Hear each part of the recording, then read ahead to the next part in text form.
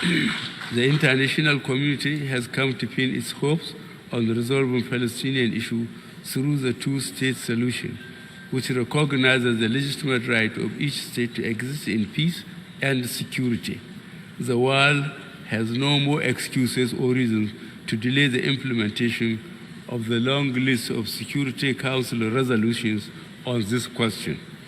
Neither do we have the moral right to deny any people their freedom or condemn them indefinitely to occupation and blockade. Mr. President, delegates, our government has introduced a homegrown feeding program to address the challenges of out-of-school and forced out-of-school children. This social intervention program, Mr. President, is aimed at encouraging increased school enrollment through provision of free school meals. The benefits extend beyond the school environment. In addition, we have introduced mainstream and implementation of school declaration laws and policies across all educational institutions in Nigeria. Mr. President, Your Excellencies, the world was shocked and startled by the massacre in New Zealand by a lone gunman taking the lives of 50 worshippers. This and similar crimes, which have been fueled by social media networks, risk seeping into the fabric of an emerging digital culture. Major technical companies must be alive to their responsibilities. They cannot be allowed to continue to facilitate the spread of religious, racist, xenophobic, and false messages capable of inciting whole communities against each other, leading to loss of many lives. This brought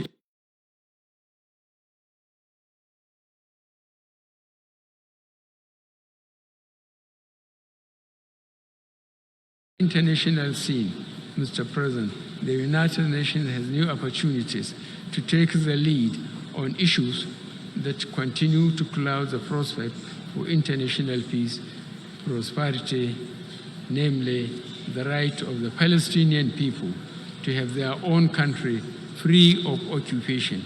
The international community has spoken from Resolution 242 of 1967 to the present day on the rights of Palestinian people to have and live in peace in their own land. The risks associated with nuclear proliferation and unfair and unjust trading practice notwithstanding the World Trade Organization rules and precepts. 142 new opportunities, participation in governance, industry, climate action, and agriculture. On the international scene, Mr. President, the United Nations has new opportunities to take the lead on issues that continue to cloud the prospect for international peace, prosperity, namely the right of the Palestinian people to have their own country free of occupation. The international community has spoken from Resolution 242 of 1967 to the present day on the rights of Palestinian people to have and live in peace in their own land. The risks associated with nuclear KOIKIMEDIA, we're bringing the world closer to your doorstep.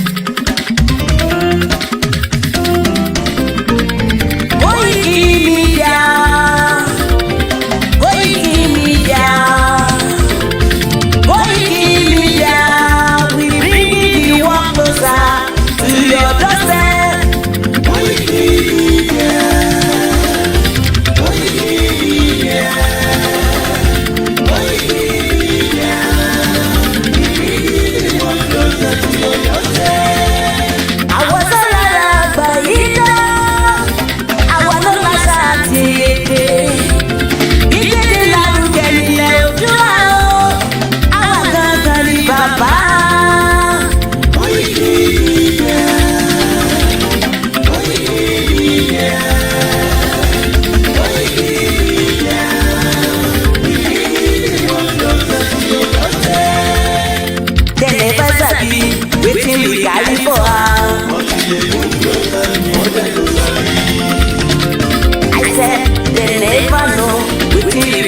nobody. Ọ̀kìn lọ lọ́jà ẹyẹ ìhun ló lájú. Ká ṣiṣẹ́ fún ilẹ̀ bàbá wa, ká ṣiṣẹ́ fún ìlú bàbá wa, ká jùmọ̀ sowọ́pọ̀ ká lè kó dúdú àga. Ọmọ Odùduwà ṣe kiri, ẹ dìde fún ẹ̀tọ́ adúláwọ̀, ká lè jọ jùmọ̀ gbé ilẹ̀ ilé rí, káwá lè bá oko ilẹ̀ wa, ká ṣiṣẹ́ ká lè jọ gbàdé, ká lè gbàdé adé adúláwọ̀, àwa ni mọ̀lẹ́ tí ó tàn káàkiri. Koiki Media, àwa là ń gbé tó lárugẹ.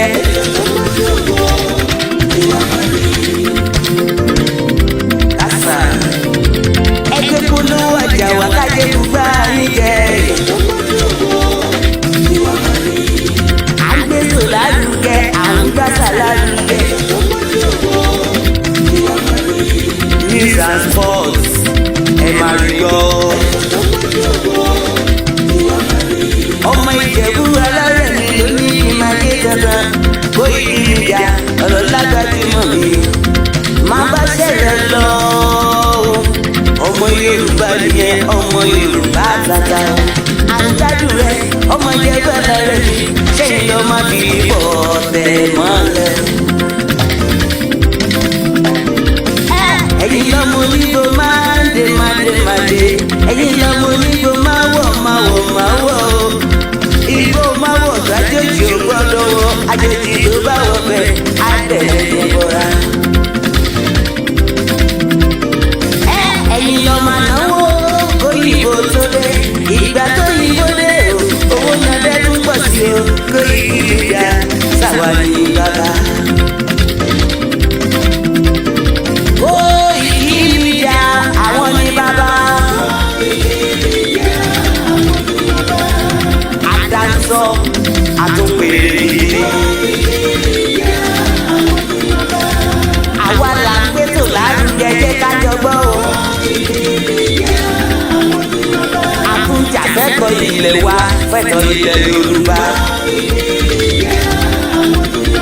Ọmọ Oòduà ni wá o, tọkàntọkàn. Ikú tó ṣe bí lébi òsì, àdìmú bàbá yẹn.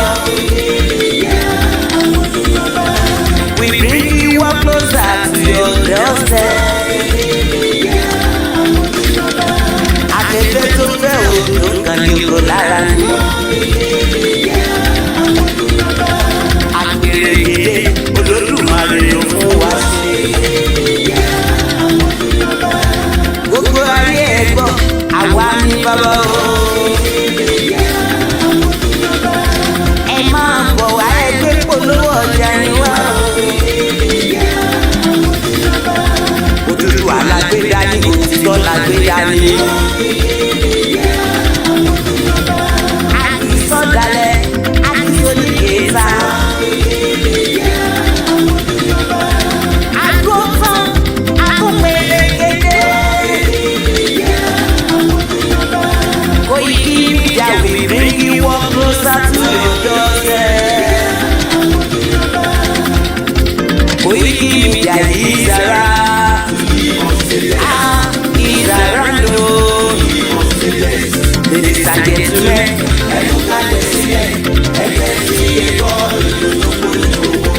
ladies and gentlemen,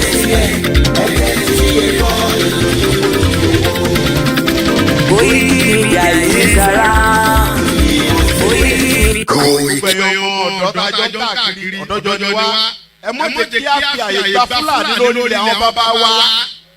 Ẹ mọ̀ jẹ́ ká kú ọba mọ́, ẹ mọ̀ jẹ́ ká kú dóyè mọ́. Nígbà tá a bá fẹ́ fún àwọn ọ̀rẹ́ wa, àwa kọ́kọ́ kú ọba tá à ń kú dóyè. Èmi náà ṣe bẹ́ẹ̀ rí. Bọ́bọ́ pé náà ní padà.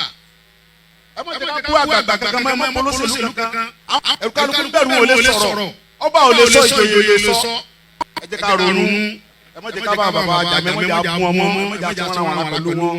Àwọn àtọ́ bá gbé lóṣèlú, tá a bá fẹ́ kọ́ rẹ̀ wá lọ́wọ́, á pè wọ́n mọ́ra ni. À ní bú wọn mọ́. ẹ mọ̀ jẹ́ àṣẹ̀ṣẹ̀ gbọ́n mọ̀ jẹ́ àdàlúrú a lè gba ẹ̀tọ́ wa láìṣẹ̀ṣẹ̀ gbọ̀n a lè gba ẹ̀tọ́ wa láìyìnbọn a lè gba ẹ̀tọ́ wa láìdàlúrú gbogbo protest mo ṣe ní ìlú Nàìjíríà mi ò rí ibi tí mo ti mọ̀ nìkan lè sọ pé mo pa àyàn tàbí mo jó nǹkan náà mo bá jẹ́ mo lọ bísù torí pé olówó lèmi náà tí ọba tó lówó lára ń dì mọ́ gbogbo nǹkan náà fún yàn lọ́nà fún mi mi ṣe sálákà kó tẹ́ pé mo dìde fújà Yorùbá bí gbà ní àwọn tó jẹ́ ọ̀rẹ́ mi tó súnmọ́ ní owó ní wà lọ́bẹ̀ pé sọ́wọ́ ni mò ń fẹ́ ní kí n sọ yìí tí mo fẹ́ mo ní ìṣòro owó àní ọ̀rọ̀ ìran mi ni mò ń sọ kí n wọ gbogbo kí n gbéra kí n tó mọ̀ ń lọ ọ̀dọ̀ àgbo mọ̀ ń lọ lóníbodè òfin gbòho kí n kójú wọlé mọ́kàn mi balẹ̀ kí n dá wa mọ́tò kí wọ́n rìn bọ̀ kí Fúlàní mọ́ dàbí tó ń títì kí n délé kí bàbá sọ pé kí n gbé tírélà sùsù mọ́ gbé lọ àwọn bàbá wò ní lóko mọ́ n ò lè lódò ẹ jẹ́ ká fọwọ́sowọ́pọ̀ ká ti àwọn bàbá wa lẹ́yìn ká dá sí sọ́dọ̀ títí wa lẹ̀ ká sọ fún wọn kọ́ bá wa fọwọ́ tì í ká lé wọn kó nù oko wa ẹ ṣé mo dúpẹ́ Jésù Olúwa wa.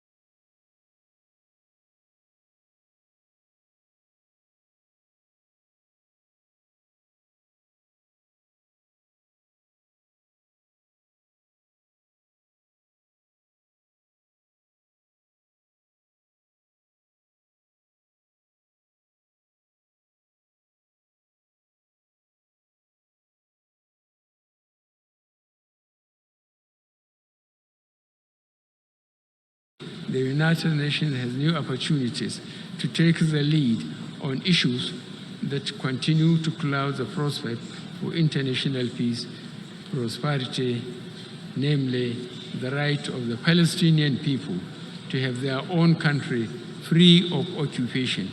The international community has spoken from Resolution 242 of 1967 to the present day on the rights of Palestinian people to have and live in peace in their own land. The risks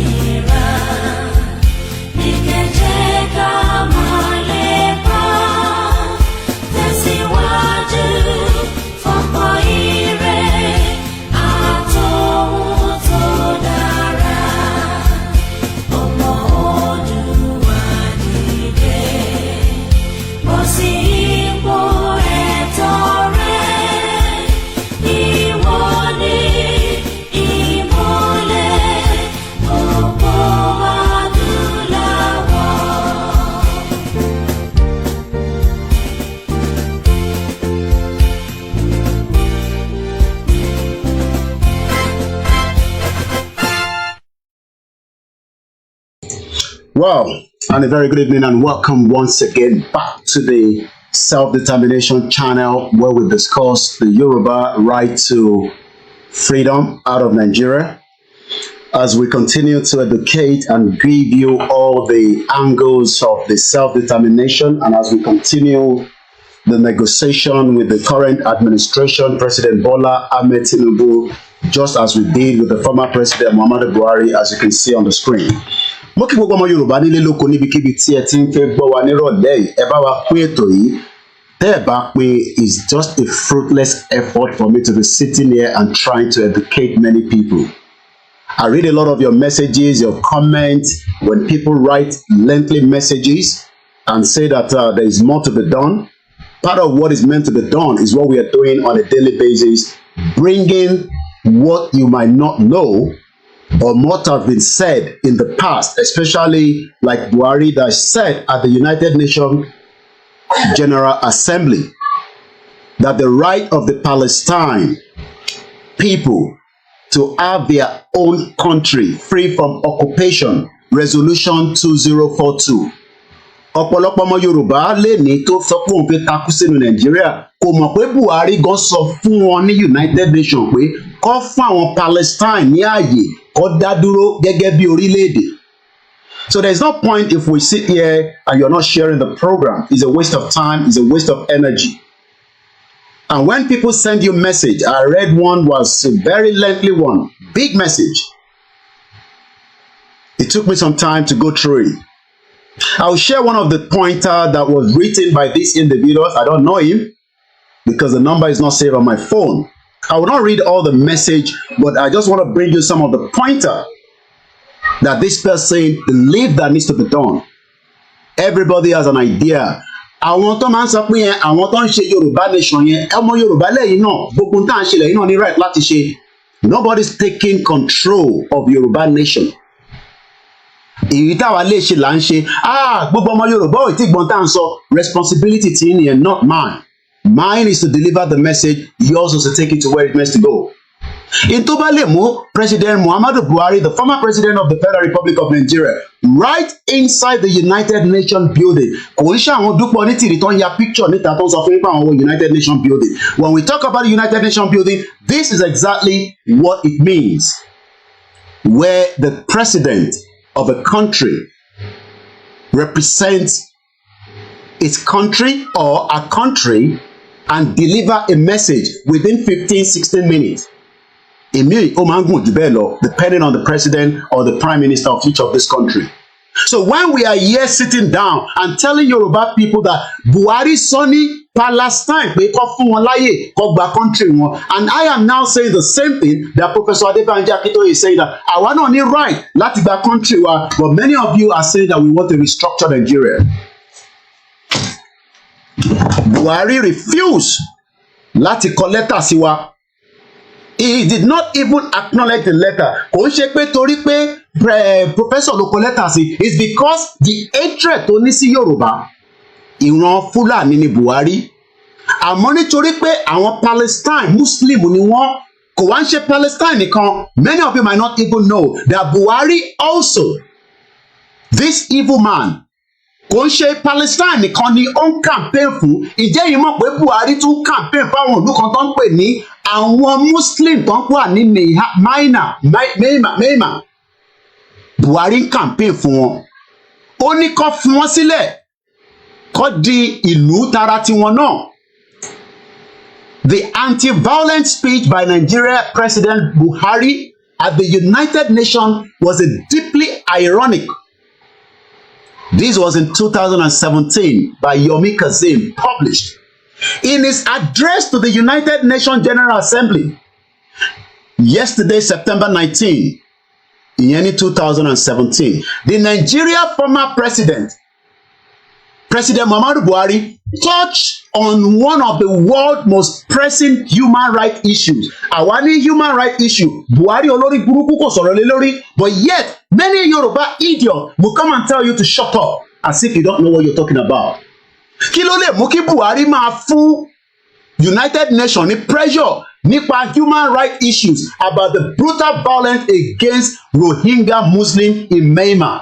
Ẹlòmíì ò ń gbọ́ rí, èyí lẹ́sẹ̀ máa kọ́kọ́ gbọ́ pé Buhari sọ̀pọ́tì ìlú kan tó ń pè ní àwọn Muslim tó ń bẹ ní Rohingya ní ìlú kan tó ń pè ní Myanmar. Myanmar is another one brutal country tí wọ́n máa ń brutalize àwọn èèyàn. When we talk about Myanmar, Myanmar, formerly called Burma, is a Southeast Asian nation of more than 100 ethnic groups. 100. Àwa ní more than 250. Àwọn ní 100. Buhari wá ń campaign ní United Nations pé kó fún wọn sílẹ̀ kó jẹ́ kó máa dá dúró gẹ́gẹ́ bí ìlú. Eléyìí ò ṣe Palestine o.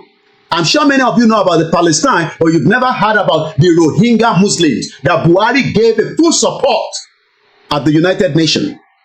The international community cannot remain silent. Ó sọ fún àwọn international community pé you cannot remain silent while people are being killed, massacred nítorí pé wọ́n fẹ́ dá dúró. Yet ó tẹ́kì ogun lọ bá àwọn Biafra and started massacre and kill them, as many of 29,000 Yoruba people died. Yet, Yoruba idiot, one bastard, one máa sọ fún ẹ pé kò gbẹnu dákẹ́, nígbà tí mo mọ tí mo sọ. Buhari, a Fulani man, supported by another Muslim, giving Muslim community tí kò ṣe Muslim Yorùbá, torí pé Muslim Yorùbá wọ́n believe pé ẹ̀sìn lẹ́yìn ṣe, mo sorry gan, èmi kọ́ ni mo sọ bẹ́ẹ̀. The Northerners does not believe that a Yoruba is a Muslim. Wọ́n believe pé intẹ́ ń ṣe ẹbọ ni kò ń ṣẹ̀sìn.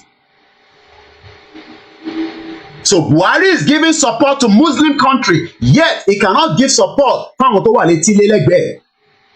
We wrote him a letter on the 6th of August 2022, telling him about the Yoruba people wants to exit Nigeria. Olórí burúkú ẹ lọ sí United Nations. Ó ń pariwo pé kọ́ fún Palestine. There's a video evidence because mo mọ̀ pé ẹlẹ́nu jáwáyà wà náà àwọn ọmọ Yorùbá. Koiki Ibo ló ti rí yẹn. That is the video evidence. And I have two different versions of the video. Aṣọ tó wọ̀ níbí báyìí kọ́ ló wọ̀ níbí báyìí. This one is different from this one. This was his first ever United Nations present. This was 8 years ago. TBC, President Buhari addressed United Nations. Níbẹ̀ ló ń dárúkọ pé kó fi àyè sílẹ̀ náà kí làwọn Palestine ṣe. Kò ń ṣe yẹn nìkan ló sọ̀rọ̀ lórí. Ní the same United Nations ní 2017, ó ń jà fún àwọn Rohingya Muslims. Mo wá ń béèrè lọ́wọ́ ọmọ Yorùbá pé ṣé àwọ̀ kì í ṣe èèyàn ni? This is the reason why when we come online and shout and scream and then ẹnìkan wá á ní Koiki mo gbádùn ọ̀rọ̀ tó ń sọ bọ̀ bó ṣe máa ń bọ́ àwọn èèyàn ni mo like. Buhari wants to use his platform as the president to spread anti-terrorism Islam nínú ilẹ̀ Yorùbá.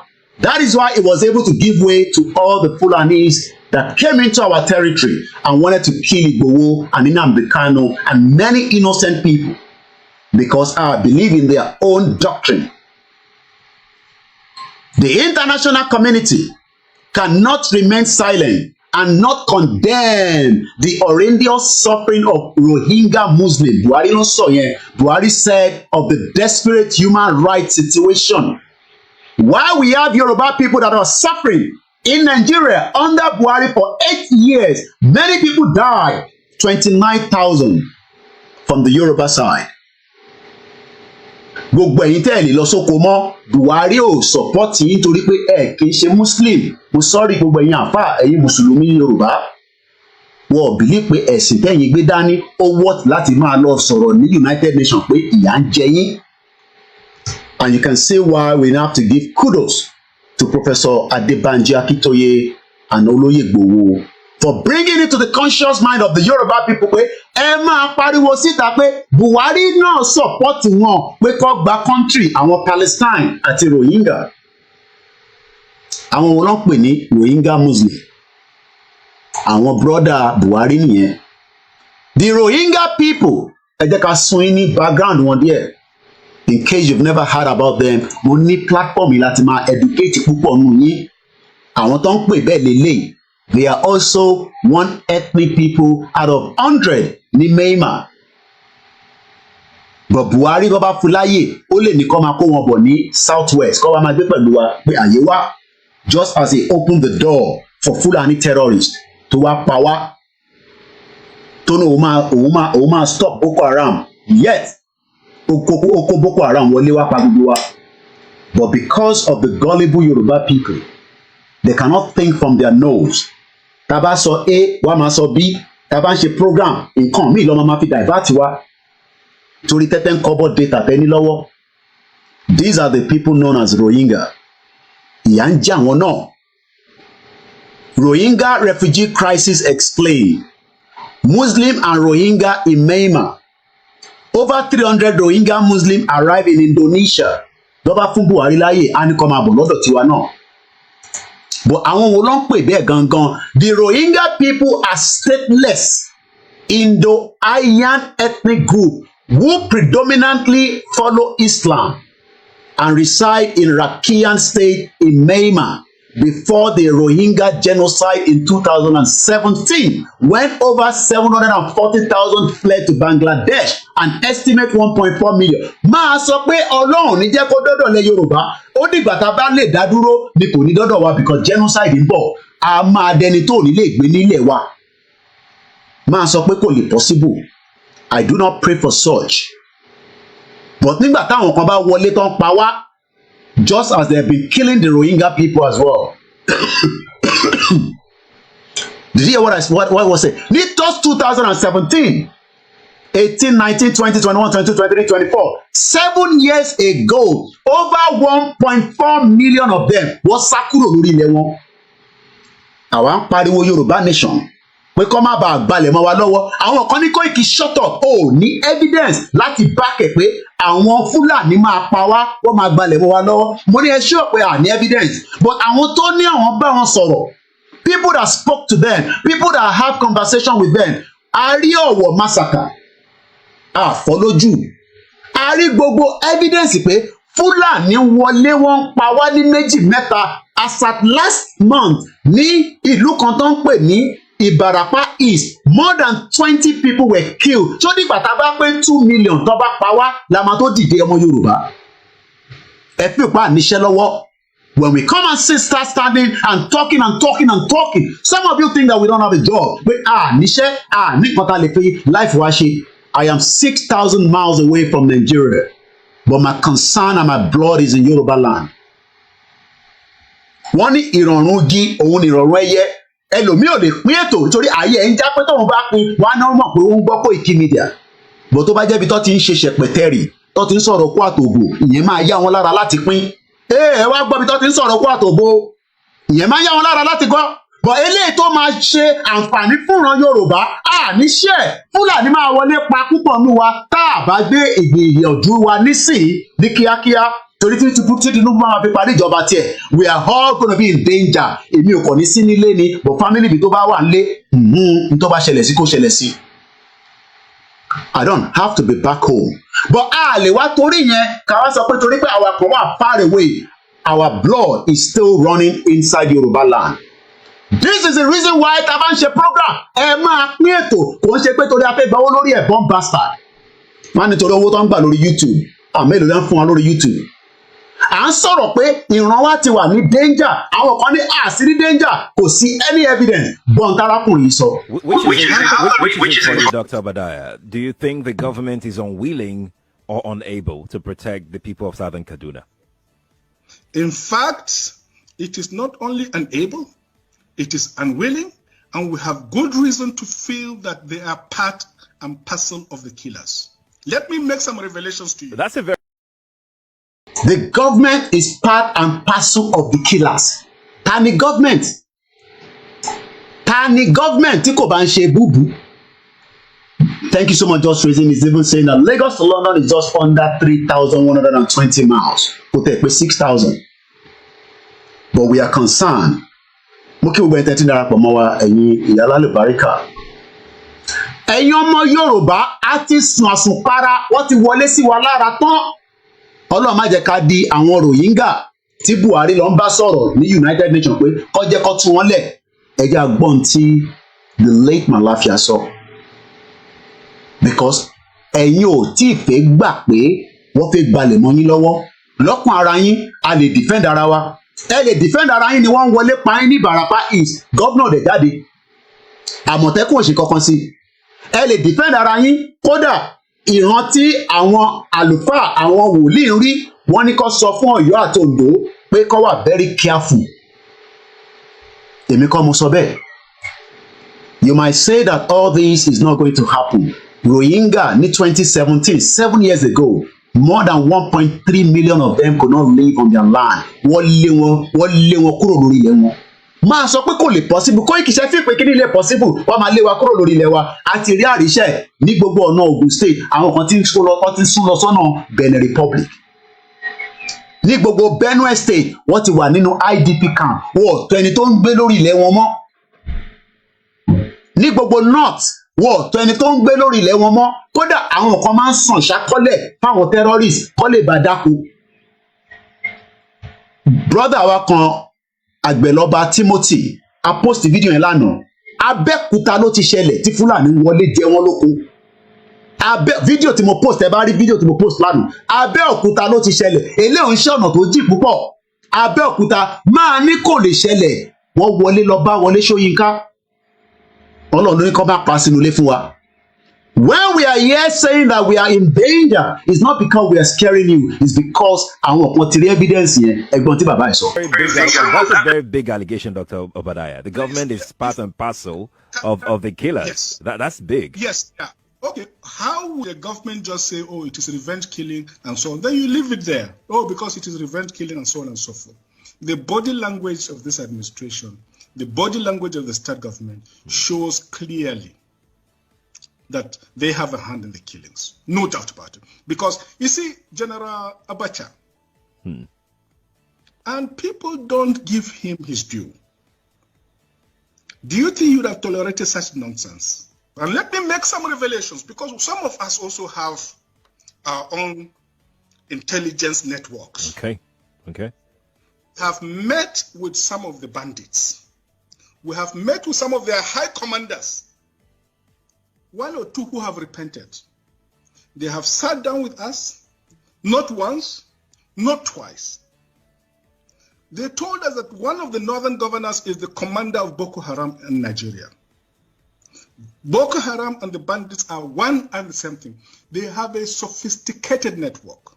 During this lockdown, their planes were moving up and down as though there was no lockdown. Moving ammunitions, moving logistics, moving money, and distributing them in different parts of the country. They're already in the south, in the rainforest of the south. They're everywhere. They told us that when they finish these rural killings, they will move to phase 2. The phase 2 is they will go into the urban cities, going from house to house, killing prominent people. I can tell you, this is the game plan. By 2022, they want to start a civil war in Nigeria. Every one of us must rise up. The armed forces are not neutral. They collude. They collude. They collude with the armed bandits. They kill people, kill Nigerians. They facilitate their movements. They cover them. If you are depending on the armed forces to stop the killings, you will all die one by one. So what do they expect of us now that this war is on our doorstep? Of course, there has got to be civil mobilization.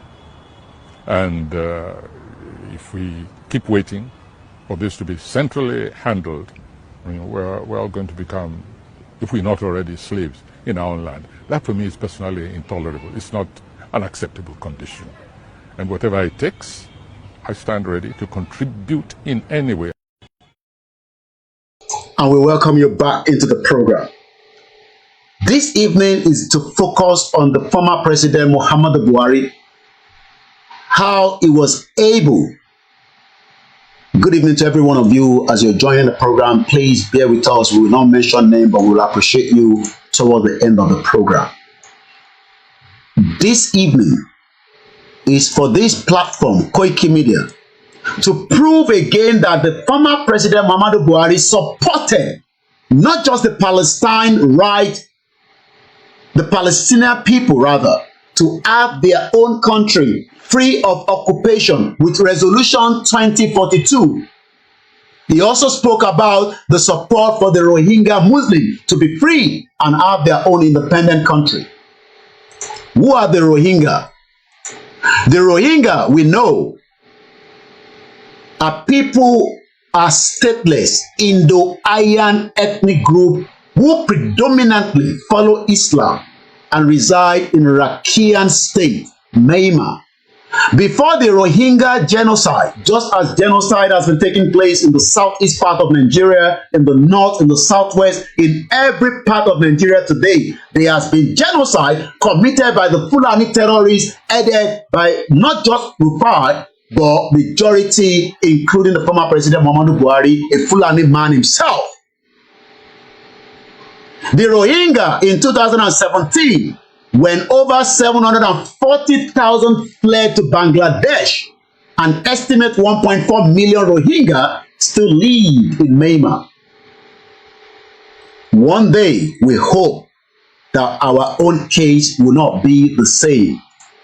There has been many reports about the Rohingya, but the report that I'm picking the point on this evening is that in 2017, President Muhammadu Buhari, the former president of the Federal Republic of Nigeria, on the podium of the United Nations General Assembly, said, and I quote, in his address to the United Nations, which was on the September 19th, Nigerian President Buhari touched on one of the world's most pressing human rights issues. When we had many pressing issues right inside Nigeria, he was more concerned as his Muslim brothers and sisters have been massacred outside Myanmar.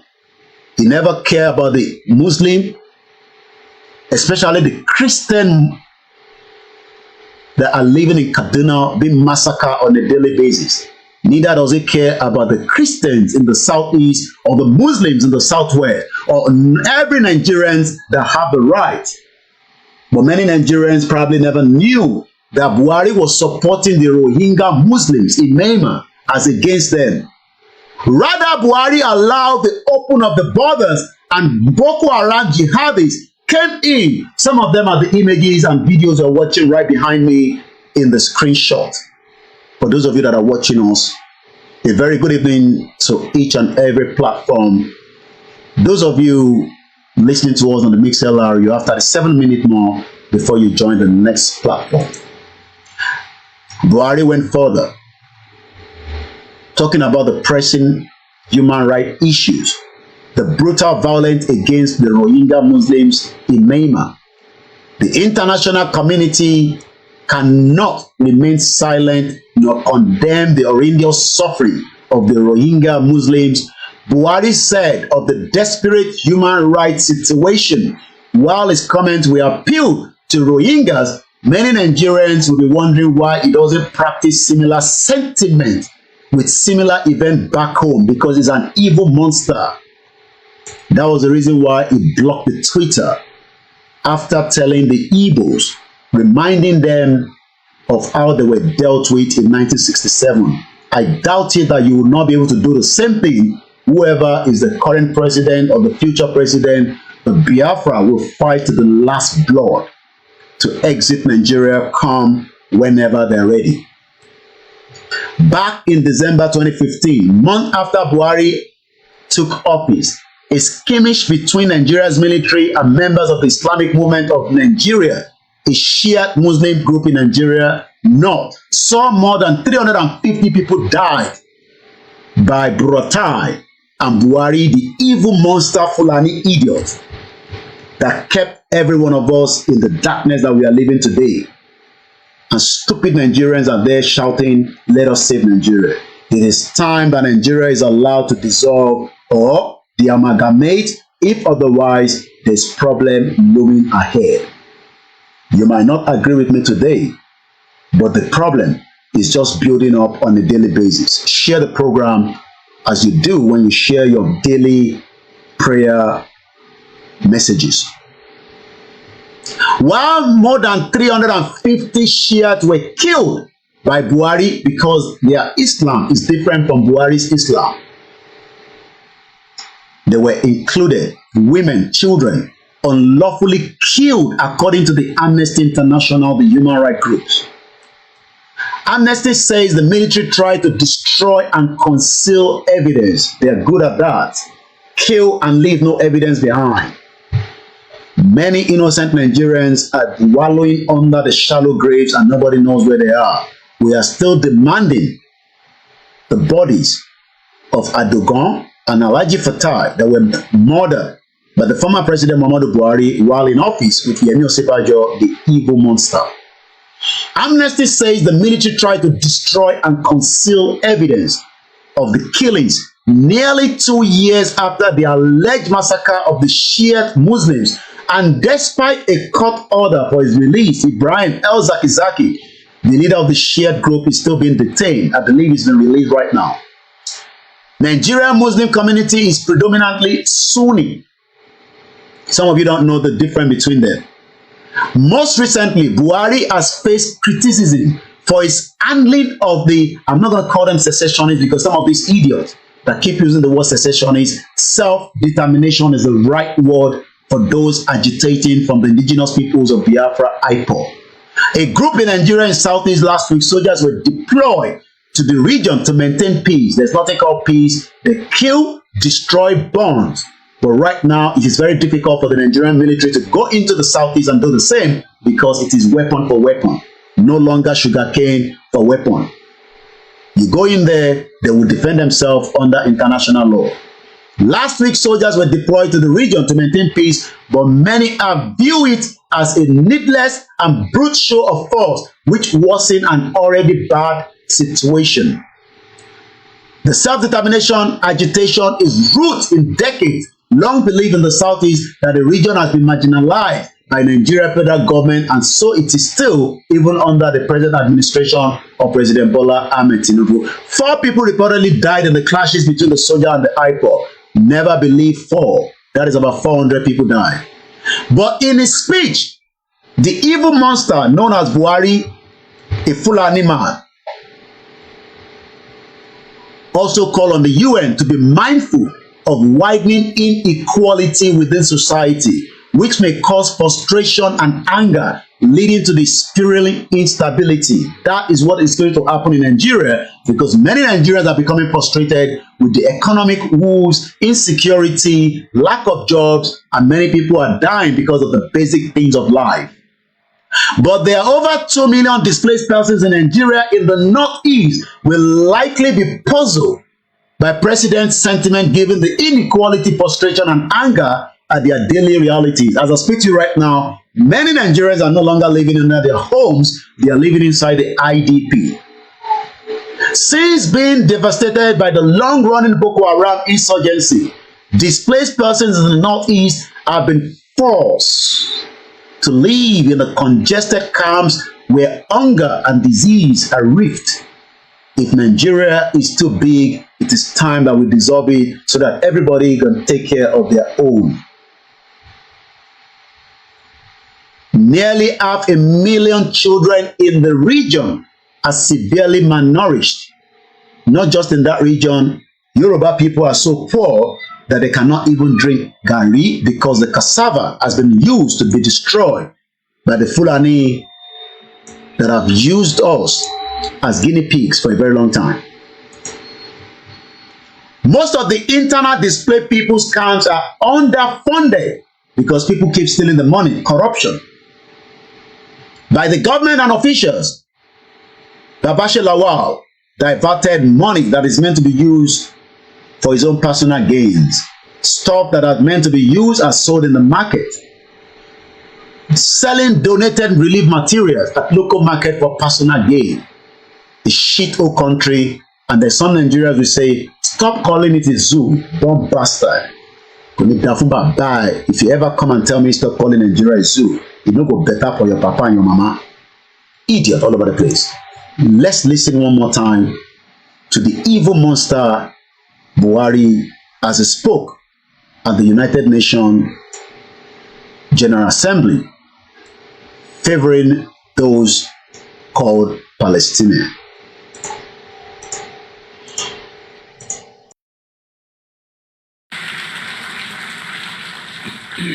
The international community has come to pin its hopes on the resolving Palestinian issue through the two-state solution, which recognizes the legitimate right of each state to exist in peace and security. Buhari is talking about the legitimate right of the Palestinian, but he cannot talk about the legitimate right of the Biafra, the Arewa, and the Yorubas. Rather, he sent people, machinery, soldiers, security, to try and see if they can kill Sunday Igboho because he was asking for the right of his people not to be massacred by the clan of Buhari's family and friends. Thank you so much, Mrs. Faith David. This is the reason why Yoruba people must support the self-determination as against the restructured Nigeria, because restructured Nigeria, you will not be able to control your borders like UK is doing presently. Buhari is bold enough at his first present United Nations General Assembly in 2015, demanding the right of the Palestinian people to have their own country. Yet, under his nose, those agitating could not do so peacefully, because to Buhari, we are not Muslim of his own clan. And when we are here saying that we are all in danger, the Yoruba people say we are no longer in danger. Tinubu is now the president. We are free from that danger. And I ask, are you sure that you are free from that danger? Because evidence pointed that since Tinubu has been the president himself, more Nigerians have died. More Nigerians have died, with evidence to show for that. Over 6,000 plus Nigerians have lost their life since Tinubu became the president in 10 months, according to the Saturday Vanguard of March 23rd, 2024, where you can reference that if you want to check that. Killing field, 6,931 people killed under Tinubu, not hunger, but with insecurity, whatever that means to you. We've seen images, glory images that cannot be shown on the social media. People can no longer travel from their village to their town to their cities at the convenient time. We've seen coaches being taken off the road, driver killed, children left on the road crying. We've seen Yoruba people paid 90 million to get themselves free in December, a musician with some of his artists or some of his singers and those that are playing music band on his behalf. We've seen government paying the Fulani terrorists so that they can buy more weapons and continue to do field killings of Yoruba, Igbos, Hausas, and those that have believed that one Nigeria to them will work. I am saying to you again, are you sure that you still want to remain a one Nigeria? Let's go back again, and I will be playing this continuously because I want it to ring in your bell that Buhari supported the United Nations members to give support to Palestinians, but he does not have the same balls to do the same with the IPOB and the Yorubas, because as far as we're concerned, we are not human beings to Buhari, but we are. But it's entirely up to you now to wake your mind up, especially thinking that Tinubu, your father, is the president right now. The evil monster Buhari. Let's go back and listen to him one more time.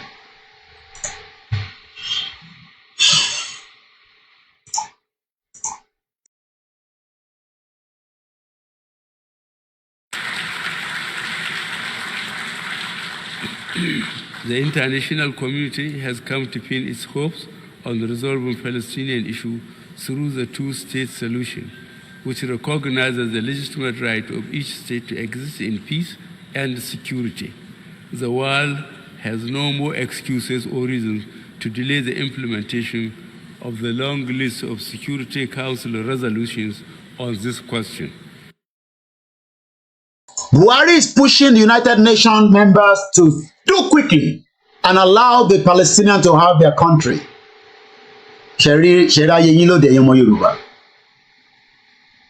Bubu ó ń jà fún ìrántí ẹ̀. Ṣé rí àwọn ayé àwọn politicians wa, ṣé rí tó kó wa dé? I hope Bola Tinubu at the second United Nations address will be talking about the Yoruba people and the IPOB right to self-determination, just as Buhari was fighting for the same right for the Palestinian and the Rohingya. I hope Tinubu will be able to do the same thing. Now that we've sent him a letter, at least the letter is in front of him. We Yoruba self-determination movement leading the Yoruba self-determination struggle for the Yoruba sovereign state separated from. Hey, Koiki, we cannot separate from Nigeria. That is not possible. We are all going to stay in Nigeria and work it together. We need that from Baba Elimuso. Baba Elumama work in Nigeria together. I want anybody work in Nigeria together because Nigeria is not a country. Nigeria is British machine. Muki Babawa Iyola de doing self-determination. Kí ló ń pè bẹ́ẹ̀? Buhari ń jà fún ẹ̀. Bàbá Akíntóyè wá ń challenge àwọn tó jẹ́ olóṣèlú wa pé kí ló dé tẹ̀yàn pé dá sí ọ̀rọ̀ Yorùbá self-determination. Àwọn ní bàbá ẹ má jẹ́ ká tí ronú sí yẹn nísìnyí. Ẹ ṣe jẹ́ ká ṣì lọ form political party and some bomb bastard Yoruba people are telling us to go and form a political party. Koiki tẹ́ bá form political party with the crowd of Igboho, you can then capture Yoruba land and use that to push forward. We are still Omoluabis. That is why we are negotiating. And we will negotiate until we are satisfied. Till negotiation will fail, we will then do what needs to be done. Whether the Biafra will negotiate, I don't know their moves, but I know that they are fully preparing to exit Nigeria. Nigeria military will not stop them. The worst case scenario is there will be so much blood in the southeast that you and me will be watching it and the Igbos are going to be free. Their governors will run away. They will not be able to live in the southeast anymore. I'm telling you. I am telling you this. If you think that this is 1967, it's no longer 1967. It's either the world intervene quickly before it gets to that stage. If otherwise, there will be problem ahead. Buhari was preparing problem. And that is why today we can no longer move from point A to B. Even Tinubu himself is becoming frustrated with the insecurity. Many of them have been betrayed us that live with us.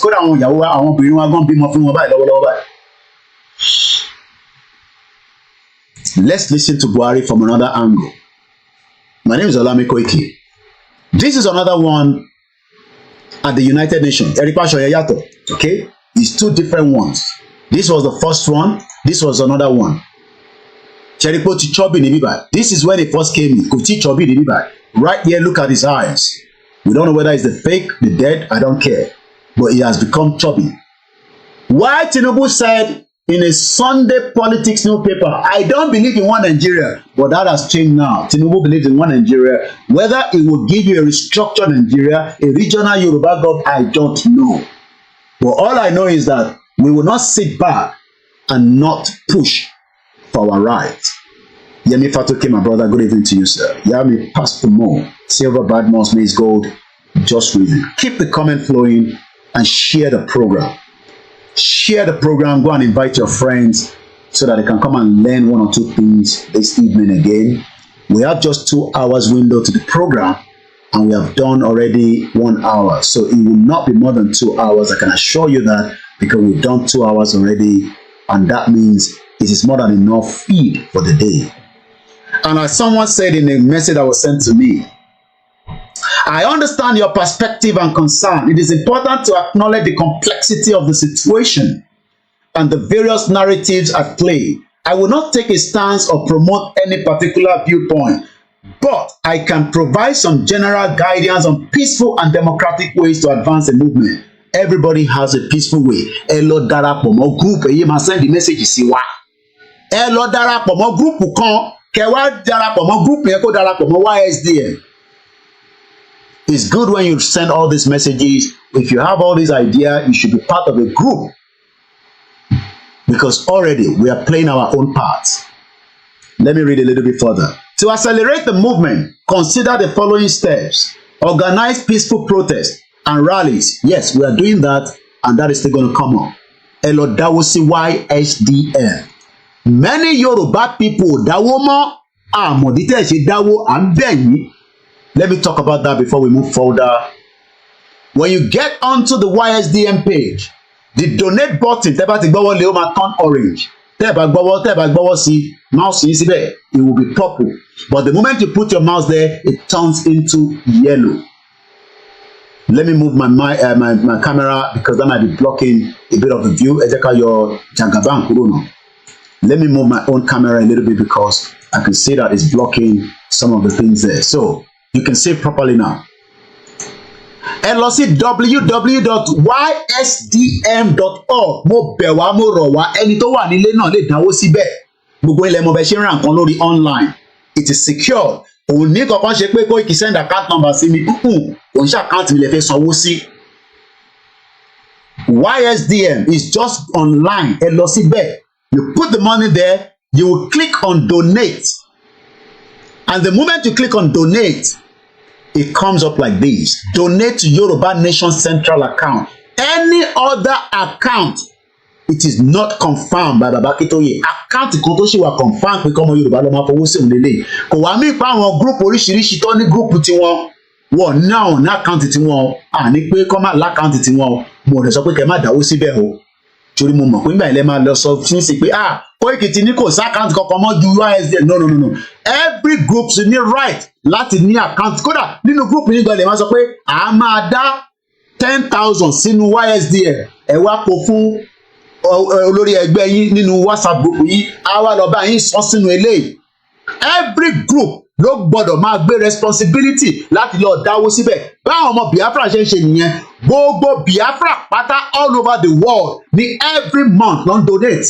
Gbogbo WhatsApp group pátápátá ẹ gbọ́dọ̀ máa yọ díẹ̀ nínú owó tẹ́ bá ń gbà nínú platform yìí kẹ́ lọ máa fi sí YSDM. Group tó o bá tí ì ṣe tẹ̀dẹ̀ sọ pé ń ṣe Yorùbá Nation tí ì ṣe Yorùbá Nation. Gbogbo ẹnu mo fi sọ.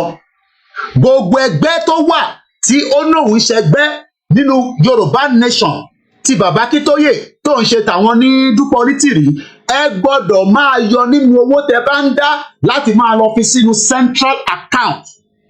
That is the only way forward that we can start pushing things and we can start preparing for the worst case scenario. Bá a ṣe ń prepare fún the best case scenario, a máa prepare fún the worst case scenario. Ntí arákùnrin fi ránṣẹ́ tó ń sọ̀rọ̀ rally tó ń sọ̀rọ̀ this owó ló máa jẹ́ kò ní jàgbàdo. Without money you cannot do anything. Even tó bá jẹ́ pé bá ń fún àwa ní £10 ẹ̀yọ́nú ẹ̀ kẹ́ máa lọ dá sínú YSDM tó bá jẹ́ pé èèyàn lè fi máa ṣe I don't care. Ẹ yọ nínú owó tẹ̀ ń fún KOIKIMEDIA ẹ lọ máa fi sí YSDM. Kò kúkú ṣe pé mo fẹ́ gba commission lórí ẹ̀. It is just in the interest of the Yoruba people that we start mobilizing ourselves. Koiki get ara no I get ara wa okay. Ẹ̀yin lẹ get ara yín àwa get ara wa. Ẹ̀yin lẹ get ara yín. It has been there. It's just that olórí burúkú dúpọ̀ nítìrì tí kò ní kú síbi táṣọ ẹ̀ wà tí ọbẹ̀ Elédùmarè dẹ̀ máa mú mọ́lẹ̀ níbikíbi tó bá wà àti ìjìnlẹ̀ àti gbogbo wọn ní sóríire kòkòrò rìn lórí yín àti wálé àlẹ́ kò ní dá fún gbogbo yín pọ́n pásítà. Òun ló wá da gbogbo ẹ̀rú pé kọ́ má dáwó mọ́. Òun ló wá sọ gbogbo nọ́sẹ̀nsì yẹn ẹ lọ máa dáwó sí YSDM. It is very simple. www.ysdm.org. Ẹ fẹ́ ṣe rally Koiki yà la máa ṣe rally no gúgúrú àtẹ̀pà la máa lọ fi ṣe rally nínáwó ṣé wọ́n nígbà lù wọ́n nígbà mọ́tò máa dé garage máa ní Yorùbá Nation máa ń ṣe fún wa ní mọ́tò yín ká lọ lù. We are deceiving ourselves. Àkọ́ máa pariwo lórí social media báyìí náà ni kò sí nǹkan kan tó ń jẹ́ rally tó bá sówó. Owó ló ń pè ní rally. Èyí tí Gbòho fowó ara ẹ̀ ṣe ti tó kò ní láti náwó ara rẹ̀ mọ́. Yes, we are engaging and lobbying political parties. Yes, we are building a strong online presence. I am coming out ode lẹ́ǹkejì lẹ́nu. Even though pé mọ̀ pé máa jáde, mo tútù jáde nísìnyí, ode lẹ́ǹkejì. So why then are we saying that I need owó?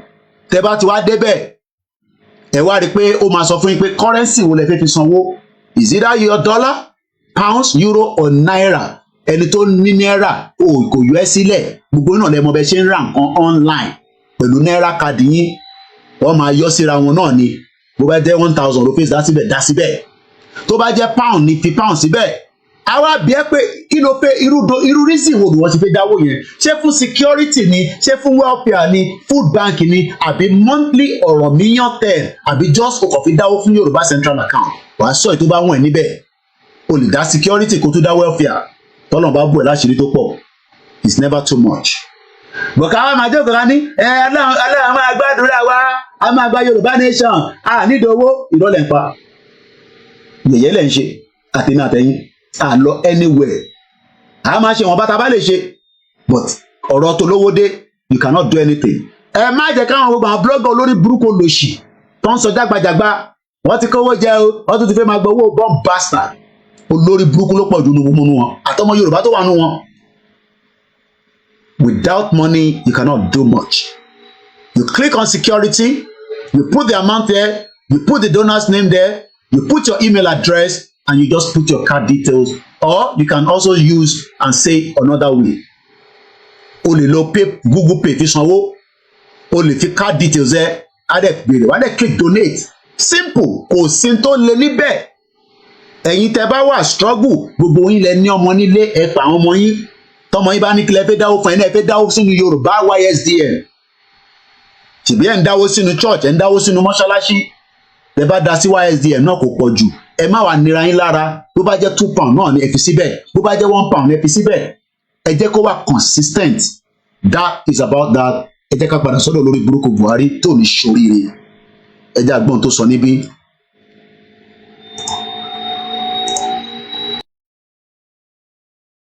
Mr. President, the United Nations has new opportunities to take the lead on issues that continue to cloud the prospect for international peace, prosperity, namely the right of the Palestinian people.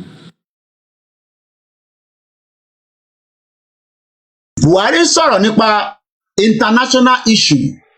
Kí ni international issue?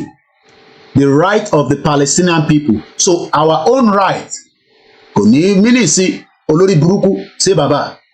Olórí burúkú ṣe bàbá. Olórí burúkú somebody. Gbogbo wàhálà tí Lugard ṣe àti girlfriend ẹ̀. Kò rí yẹn sọ sí. But ó wà concerned about the Palestinian issue. Oh yes, àwa náà wà concerned about the Palestinian issue. We are human beings. We feel their pain. But ṣáwọn nìkan nìyà ń jẹ. Lóòótọ́ ìyà ń jẹ wọ́n. Ìyà ń jà wá náà. Ìyẹn làwọn ọmọ Scottish ṣe jáde. Kí ni wọ́n ṣe?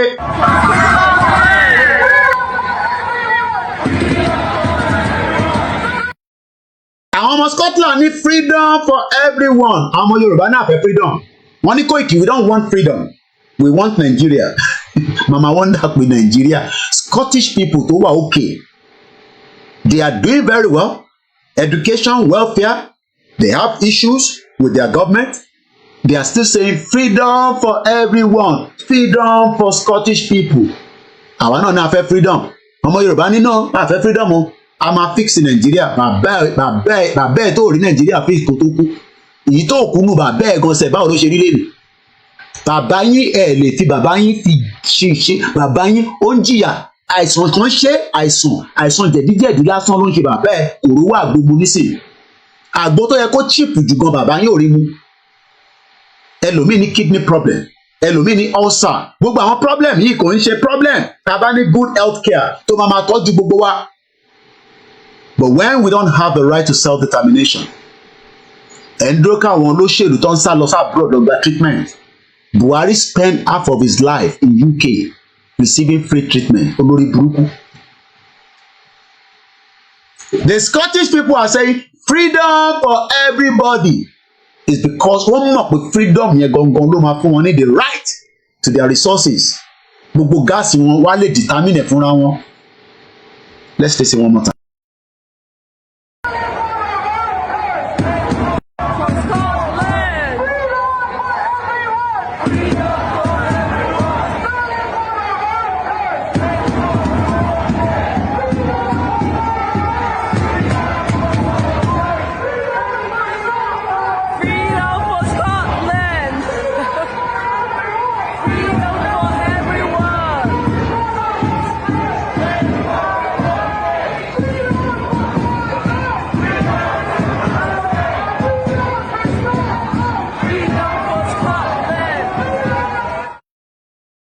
Many Yoruba people does not even understand the meaning of freedom. Ẹ jẹ́ àgbọ̀n tó lórí burúkú Buhari sọ tán. Buhari ń jà fún ìran tiẹ̀ tó jẹ́ àwọn Mùsùlùmí. Is more concerned about the Palestinian than the IPOB or the Oduduwa or the Arewa or the Shiite. Buhari care less about us. That is why he was always in a moody form. Amawu putu. He's an evil man. Evil man control from outside. Let's take you a little bit again into the conversation. My name is Olami Koiki. We are exactly less than an hour to the end of this edition of the program this evening. If you're new to the platform, don't ever come here and say we should fix Nigeria. Your father can never fix Nigeria. Your mother can never fix Nigeria. You will never fix Nigeria. You will die trying to fix Nigeria, just as many people have done so in the past. You can fight for the freedom of your people. There's nothing wrong in that. But trying to fix Nigeria, you will die trying to do so. Let's listen to Buhari, United Nations seeking the right of the Palestinian people to be given their right so that they can be free and they can determine their fate, whether they still want to be under the occupation of the Israelis. My name is Olami Koiki. This is KOIKIMEDIA, bringing the world closer to your doorstep. Climate action and agriculture. On the international scene, Mr. President, the United Nations has new opportunities to take the lead on issues that continue to cloud the prospect for international peace, prosperity, namely the right of the Palestinian people to have their own country free of occupation. The international community has spoken from Resolution 242 of 1967 to the present day on the rights of Palestinian people to have and live in peace in their own land. The risks associated with nuclear fraud. You can see that Buhari was very clear. Koda auto quote the resolution. I've been able to open that resolution. I believe this is it. And I have it open on the PDF. Bear with me. Let me bring it up quickly. Buhari is talking about a resolution. Ìyẹn mo ṣe wá ń dà táwọn idiot tó ń tẹ̀lé Dúpẹ́ tá à ń sọ fún wọn pé ẹ fún wa ní resolution bí tẹ́ ti declare Yorùbá nation. Wọ́n ló wà ní UN. Ẹ ká lọ máa wò àwọn ọ̀dẹ̀.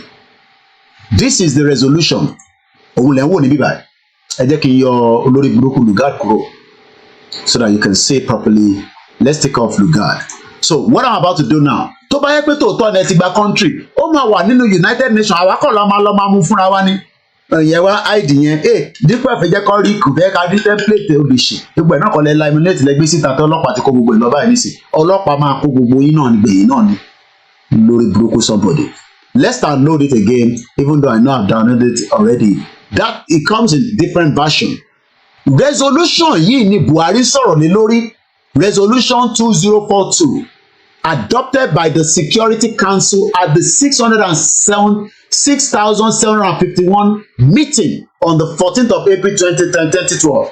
Àní Dúpẹ́ ò ní kankan, Koiki, ìwọ ló dá kankan mọ́, Dúpẹ́ ti gba country fún Wálé Àlè tí kòkòrò rìn lórí ẹ̀ àtàwọn tó kù.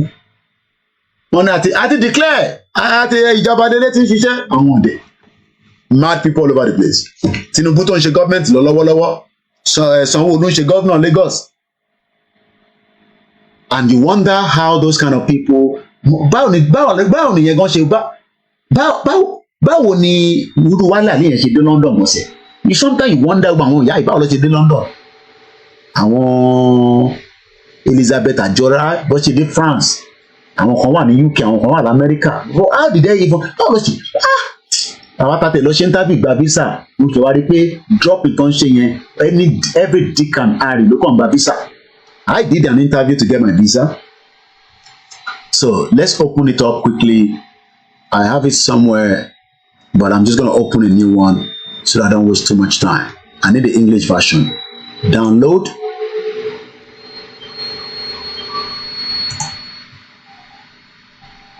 Download. Okay. Save onto download.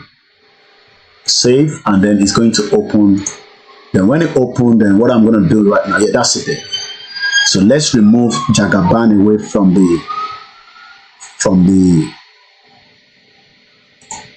okay, I can minimize Jagaban because I want you to keep watching. Jagaban says that he doesn't believe in Nigeria. I can minimize my camera. And let us just look at how United Nations also works.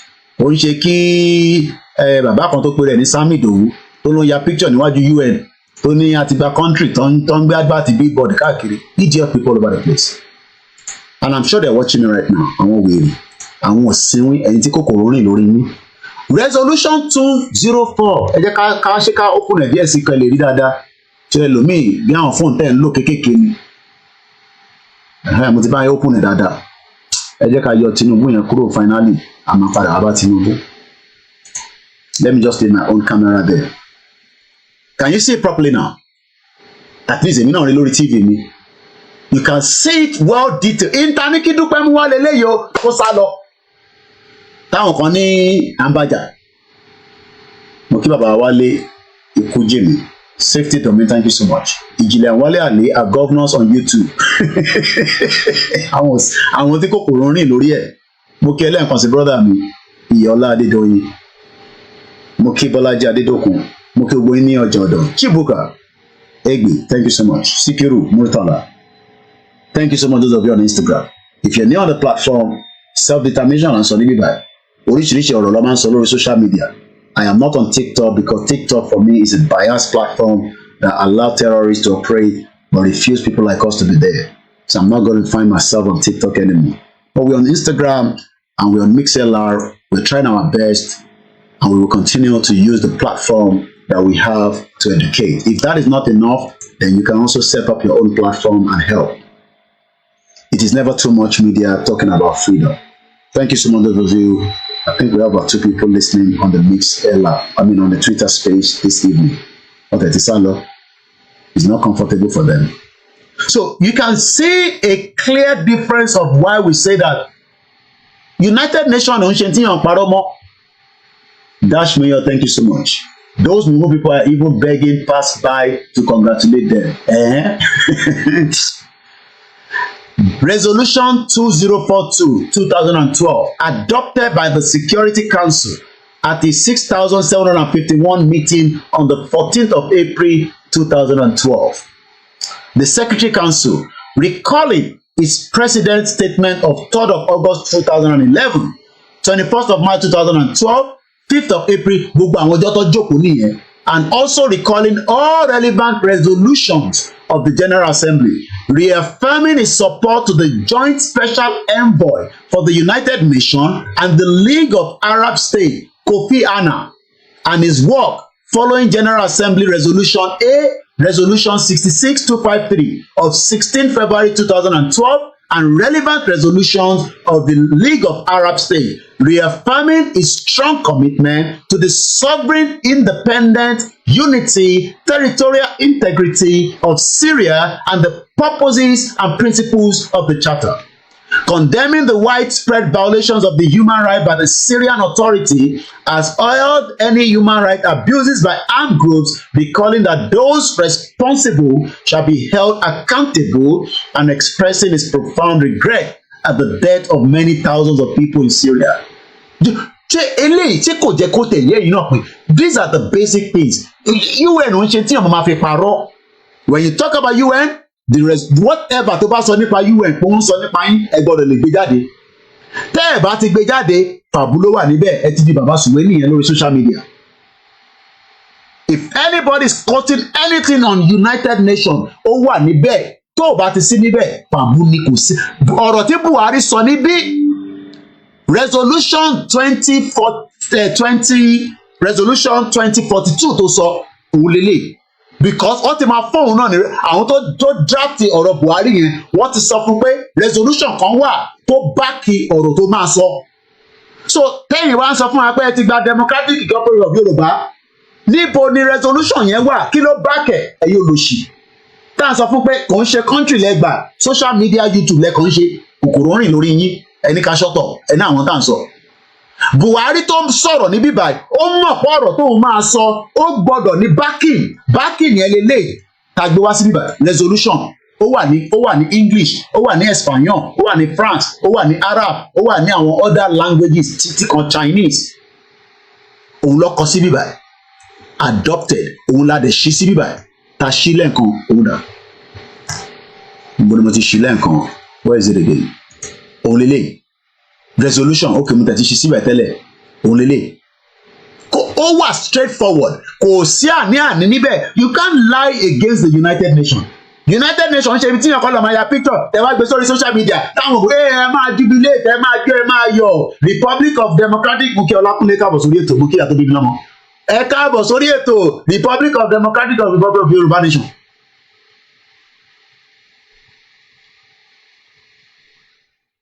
Gbogbo àwọn tó sign yẹn fake ni ìbílẹ̀ anybody àwọn táwọn tó fún wọn 1,000 ní sign yẹn ẹni tó bá fún ní 1,000 máa sign náà. À ń sọ̀rọ̀ United Nations ṣe tí yàn parọ́ mọ́ mo ń ṣe kẹwàá lọ ya picture kẹwàá kó flyer síwájú United Nations building kẹwàá máa sọ fún àwọn Yorùbá pé àmà ti gba country wa o and people are jubilating. Àwọn ọmọ Yorùbá tó lè wá lé they believe that nonsense is because ẹ ti wà ní ntí brother wa kan pé operation keep them poor. So this is just to prove that Buhari supported the Rohingya. Let's read from here. Sahara Reporter, 2021. Flashback. President Buhari in the United Nations address supported self-determination of Palestine and others in 2015. Muke Silva Badmus. Àwọn sinwi people. Bẹ́ẹ̀ni, kò sinwi ló pọ̀ nù wọn. Kò sinwi. Àwọn tí kòkòrò ń jẹun lórí wọn. Let's read further from here. Buhari spoke at the United Nations Summit on Sustainable Development Knowledge Platform, which was used to mark its 70th anniversary, which held from 25th to 27th of September 2015. Tabadẹ lọ wo aṣọ tí Buhari wọ̀ níbi báyìí pé the same thing ní pẹ̀lú eléyìí. Tẹ́ bá rí ẹ wo pattern aṣọ yẹn òun náà lélẹ̀. Ṣé rí pé the same pattern ni. Tẹ́ bá wò kọ́lọ̀ ẹ̀ ló kọ́ ìkan mọ́jú kan lọ eléyìí dàbí ìgbà tẹ́ pé ó wà very coloured but eléyìí wà coloured because all pick picture yẹn ni or crop or whatever. Let's read further. President Buhari olórí burúkú ṣe bàbá urged the United Nations in 2015 to grant the state of Palestine self-determination to make it a recognized sovereign nation. Kí ni àwa náà wá ń jà fún? Kí ni bàbá Akíntóyè ní ká máa béèrè fún tó bá ń ṣe self-determination? Àwa kọ lẹ́tà sí Tinubu. Àwọn kan wá ní lẹ́tà tá kọ sí Tinubu yẹn ní right láti kọ. Mo ní rọlẹ̀ pa a ní bàbá right láti kọ. Lẹ́tà yẹn lélẹ̀. Lẹ́tà tá kọ sí Jagaban lélẹ̀. That is the content of the letter. Lẹ́tà tí mò ń kà fún wa lójoojúmọ́.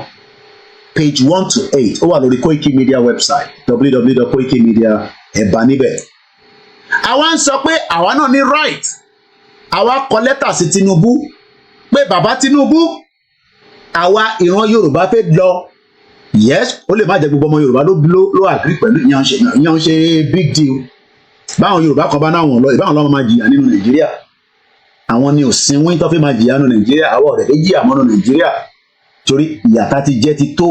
Bẹ́ẹ̀ ni bàbá mi ẹ̀gbọ́n mi Adébáyọ̀ Òkìkíọlá Emmanuel. Mad people everywhere. We are coming for you soon. Àwọn máàlì tí kòkòrò ń jẹun lórí wọn. Tọ́rọ̀ pọ̀rọ̀ YouTube àti ọ̀rọ̀ Facebook là ń sọ ni. À ń sọ̀rọ̀ fact kò ń sọ̀rọ̀ fiction. Èèyàn gbọ́dọ̀ máa jáde kó máa sọ friction nígbà tó ń ṣe pé à ń kọ movie. Àwọn ti sọ di movie. Agbájé wà sí ìmúkẹ́ ẹ̀. Mo kí gbogbo ẹni tẹ́ wà lórí ètò. Kò ní ju 2 hours lọ. We are just 40 minutes away. Mo kàn fẹ́ ká rí ẹ̀rí pé lóòótọ́ bàbá Akíntóyè sọ pé Buhari ṣe bí wọn náà sọ pé kó fẹ́ àwọn Palestine sílẹ̀ tí wàá ṣe pé wàá lé koko mọ́ ẹ lára torí pé kò like wa. Òun lọkọ sí bíbá Buhari nígbà tó wà àdírẹ́sì United Nations ní 2015 ó ní kó fi wọ́n sílẹ̀ kó gba country tiwọn kí ló wá ṣe kí tiwa fẹ́ wá yàtọ̀ ẹ bá wa bí ṣe bàbá. Buhari spoke at the United Nations on sustainable development knowledge. Gbogbo yẹn ti di fàbú. Kò sí nǹkan tó ń jẹ́ sustainable. Gbogbo SDG goals kò sí tó máa ṣiṣẹ́ Nàìjíríà. So if you are one of those thinking that àwọn kọ̀ọ̀kan fi ń paṣọ ni, iṣẹ́ táwọn yẹn mọ̀ ṣe dáadáa nìyẹn. In his speech, the Nigerian leader made a case for Palestinian people before the world governing body to be given their their inalienable right of becoming an independent country without further delay or obstacle. Ẹ wá bi wá nísìnyí pé kí ló lè fa obstacle tí Tinubu ò ní fún wa ní Yorùbá nation? Kí ni àwọn obstacles tẹ́yìn rò pé ó lè máa ṣẹlẹ̀? Ẹ kọ sínú comment section. Kí lẹ́yìn rò pé they are the hindrance because Tinubu ló wà níbẹ̀ nísìnyí kò ń ṣe Buhari mọ́ ṣé bàbá ojúrí burúkú ti lọ́ntì ẹ̀. Tinubu Jagaban ló wà níbẹ̀ nísìnyí pẹ̀lú àwọn Afẹ́nifẹ́re bí gbogbo wọn pátápátá. Kí lẹ́yìn rò pé ó máa ṣẹlẹ̀ nísìnyí? Àwọn wo ló máa jẹ́ hindrance? Àwọn wo ló máa dàbí alátakò fún wa pé a fẹ́ gba Yorùbá country torí Buhari ò sí bẹ́ẹ̀ mọ́ báyìí à lè parọ́ mọ́ Buhari o. Àwọn wo ni alátakò? Ṣé gọ́vnà ẹni? Ṣé ìyá aláta ni? Ṣé ìyá elépo ni? Ṣé MC Olúọmọ ni? Ṣé Kókó Zaria ni? Ṣé àwọn ọmọ onímọ́tò ni? Ṣé àwọn ọmọ ẹlẹ́ran ni? Ṣé àwọn ọmọ elépo ni? Ṣé àwọn tó ń kọ̀ǹtúrò àpápá ni? Ṣé àwọn òyìnbó aláwọ̀ funfun ni? Ṣé Amẹ́ríkà ni? Ṣé UK ni? Ta ni ìwọ rò pé ó máa jẹ́ alátakò fún ìran Yorùbá pé ó fẹ́ dá dúró? Ṣé ọmọ Yorùbá sí Yorùbá ni? Ẹ máa kọ sínú comment section. Ọlákúnlé ní àwọn Afẹ́nifẹ́re ní number 1 nígbà tá a kọ lẹ́tà sí president gbogbo Nàìjíríà tó ń ṣe Afẹ́nifẹ́re la kọ lẹ́tà sí táwọn wá ń tako lẹ́tà tá a gbé lọ. Bàbá mi Wálé Kúnjì mi sọ pé àwọn British ní ẹ máa fi síbẹ̀ ká ní ìwọ rò pé alátakò. Ká ní ìwọ rò pé alátakò tó ní fi jẹ́ ká lọ. Dúpẹ́ ti ṣe tó fẹ́ ṣe níṣẹ́ ó ti bá olórí burúkú tiẹ̀ lọ báyìí ó ti bá àrìn àjò ara ẹ̀ jẹ́ kò ń ṣe tiwa. Bọ̀tá ni alátakò níbi tí ilẹ̀ ṣúdé lẹ́nu ó ń ṣe pé kẹ́kọ̀ọ́ máa gbọ́ program ẹ̀yin náà kọ́mẹ̀ntì tẹ́ ẹ̀ bá lè kọ́ lóyìnbó ẹ kọ́ ní Yorùbá náà. Because àánú afẹ́ lọ kò ń ṣọ̀rọ̀ ẹnu àti gbé lẹ́tà dìde we the Yoruba self-determination movement leading the Yoruba self-determination struggle for the Yoruba sovereign state. Buhari náà lọ bèrè irú ẹ̀ fáwọn Palestinian òun lè léyè bí kò mo kọ́. Buhari lọ bèrè ẹ̀tọ́ I mean how can a president ó kúrò ní Nàìjíríà ó lọ Amẹ́ríkà ó lọ ń bèrè ẹ̀tọ́ àwọn kan àwọn tó dẹ̀ wà lábẹ́ nọ́ọ̀sẹ̀ ó ní kó pa wọ́n dànù. Buhari ní kó pa wọ́n ẹ̀yin tẹ́ wà lórí Mixlr ẹ lọ darapọ̀ mọ́ wa lórí àwọn platforms tó kù ẹ ṣé gan ni thank you so much. Buhari ní kó pa wọ́n orí kan yanjú wọn. Ṣẹ̀rí pọ́rọ̀ yẹn kù díẹ̀ wọ́n ní àwọn Haúsá àti Fúlàní wà lára àwọn tó jẹ́ alátakò. Ta ni ìwọ rò pé alátakò tí kò fẹ́ jẹ́ kí àwọn Yorùbá kó lọ àwọn Yorùbá politicians wọ́n ní àwọn alátakò.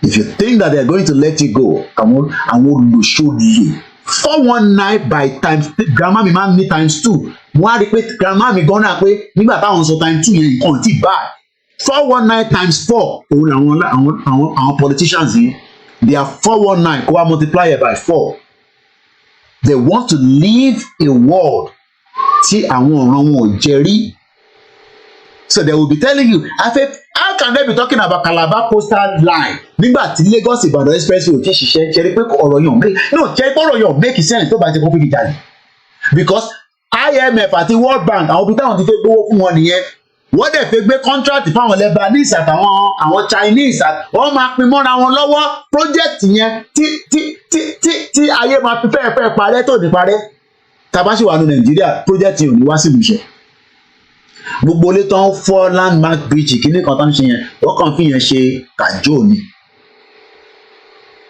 We are all in problems but the problem can be resolved.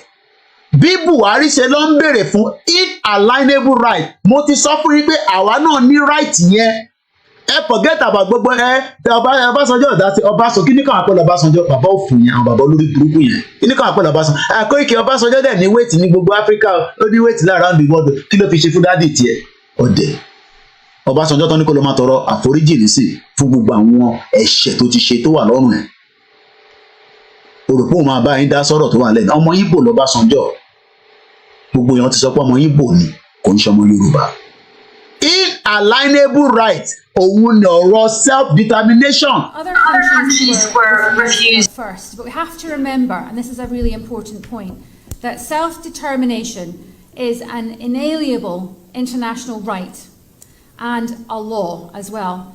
And other countries will recognise Scotland's democratic choice expressed at the ballot box.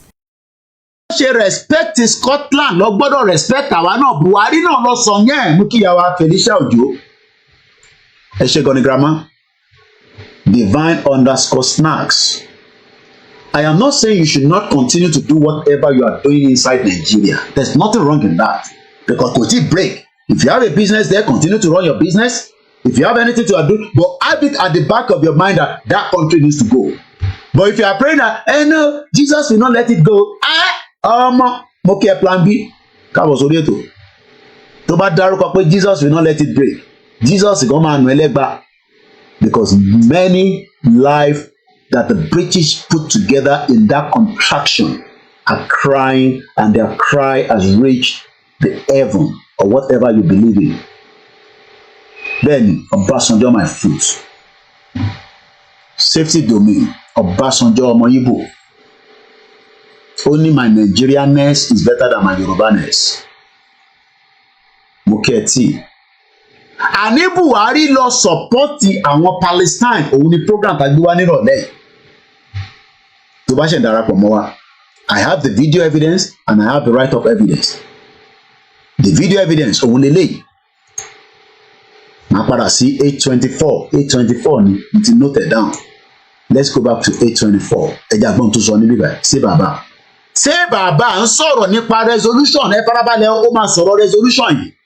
2042 ó ń sọ̀rọ̀ resolution tí wọ́n ṣe tó favour àwọn resolution yìí láti kàlẹ́ kan yìí. Page mẹ́rin náà ni òun lélẹ̀.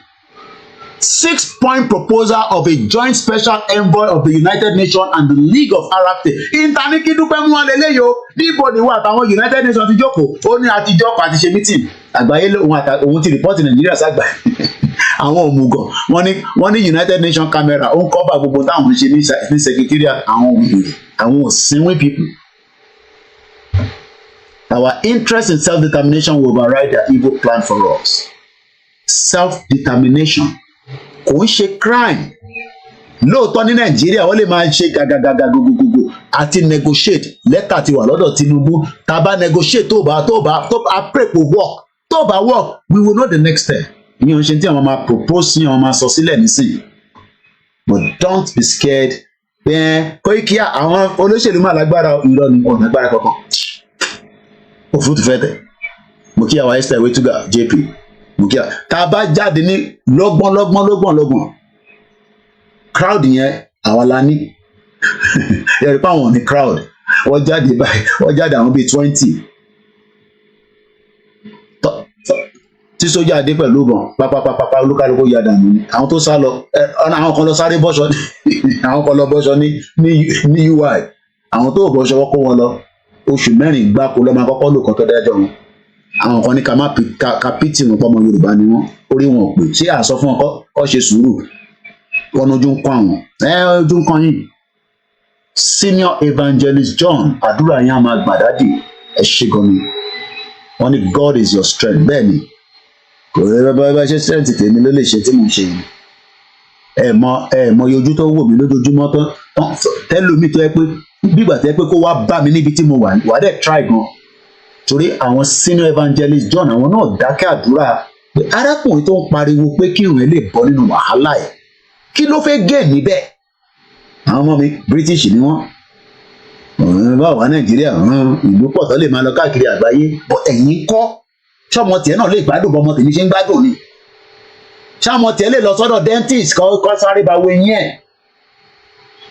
Ìyá mi grandma ilé àjà ìwọ́n ní well done white lion dúpọ̀ ní tìrì àná followers àní kòkòrò wà lórí wọn sẹ́ grandma. Kòkòrò yẹn lọ́nà ká bẹ Ọlọ́run kó bá a yọ kúrò bọ̀ irú àwọn tí wálé àníyàn kòkòrò yẹn ò lè kúrò lórí wọn. Bàbá wa ní kẹ́ support wa. Mo ní kódà bó bá jẹ́ màmá yọ tútù pàánù owó tẹ̀lé fún mi ní ẹyọ kẹ lọ máa dá sí YSDF kò yàn ní dábàdébi tá à ń lọ. Àwọn ò ṣe Yorùbá nation torí pé kaba rówó nínú ẹ̀ yes ibi tí wọn bá ti ń ṣe nìyẹn gbọ́dọ̀ ti jẹ àtayébáyé nìyẹn àdéhùnjàjẹpa. Bọ̀ má jẹ́ kó tún ẹ pé self determination àní Buhari olórí burúkú ṣe bàbá ṣe ló lọ ń support àwọn Palestine. Can you imagine? We are just half an hour to the end of the program. Fúra àwọn ọmọ mi máa lọ sí school lọ́la so mo gbọ́dọ̀ fi àyè sílẹ̀ fún wọn. Mobile studio díẹ̀ ní bí ṣe ń lò sàlẹ̀ ni mo lókè simple ra wọ́n máa pẹ̀kẹ́ tó wọlé ẹ ti faṣẹ́ lọ ẹ pẹ̀lẹ́ kó àkàrọ̀ kò easy. ara Nàìjíríà ti fa kò sí Bishop Adesina send message wọ́n ní Koiki kódà in tó ń lọ lọ́wọ́lọ́wọ́ yìí ẹ jẹ́ ká message wọn Bishop send message sí mi nírọ̀lẹ́ wọ́n ní ṣe mo gbọ́ pé wàhálà ṣẹlẹ̀ nílé epo tó ń bára wọn jà òkú ti kú rẹpẹtẹ Nàìjíríà ojoojúmọ́ ló ń jà Nàìjíríà ìlú òfò ní Nàìjíríà sẹ́ Nàìjíríà ò kì í ṣe country èyí tẹ́ ṣe pé ní country ni Bishop send message sí mi wọ́n ní kódà ọlọ́pàá òríyàn padà báyìí nísìnyí everywhere quiet lọ́wọ́lọ́wọ́ ní títì báyìí kò sí epo kò wọ́n pa bọ̀bọ̀ kan ní Ọbalẹ́ndé lánàá kọ́ lọ́ba àfọ̀rọ̀kẹ́ message Bishop lélẹ̀ sí mi Bishop ní sorry wọ́n send message sí mi there is a fight going on in Ilé Epo Òkè-Odù area after Ìyànàpájà Lagos Hausa and Yoruba people killing each other.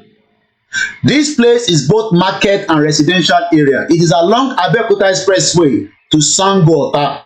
Money, I had myself since last night. Money madness. Money, it is good. Everywhere is paralyzed now. No movement. Only few vehicles moving around. It is showing to us Nigeria is cracking down slowly. Àwọn èèyàn rò pé ìjà World War III bí ìjà World War I. No! World War III àti wà nínú ẹ̀ láti ibi ọdún mélòó kan. Ìjà burúkú lọ Russia, Ukraine, Israel, Palestine, Sudan. Òkú ti sùn lọ ní Sudan. Òkú ti sùn lọ báyìí ní Sudan. Ìjà ń lọ back to back. Ìjà oríṣiríṣi ìjà cyber attack ń lọ. Ebi tó ìjà ń lọ lójoojúmọ́ ìwọ̀n Amẹ́ríkà ní táwọn students tán protest rẹpẹtẹ. November election America ó máa lẹ́tìkẹ́. Ó máa kí ni ó máa lẹ́tìkẹ́. Wọ́n ní Bishop ní it is showing to us Nigeria is cracking down slowly once fuel is not available. Èlò lèpo nísìn ṣèbí ẹ̀ ń bá mi jiyàn yán máa lè. Koiki, how do you sit in UK and tell us the price? Mo rẹ́rìn bíi ti jáyàjáyà. No fuel, no light, no good road, no social amenity. Ẹ máa bọ́ sí títì tó bá yá ẹ bẹ̀rẹ̀ ẹ̀tọ́ yín tó ń ṣọ̀rọ̀ Yorùbá nation. Mo mọ̀ pé yíyà ti mú wá. Bó tó bá dé stage kan, body no go take am anymore. Ẹ bọ́ sójú títì. Evangelist rẹ́rìn ni bẹ́ẹ̀ ni.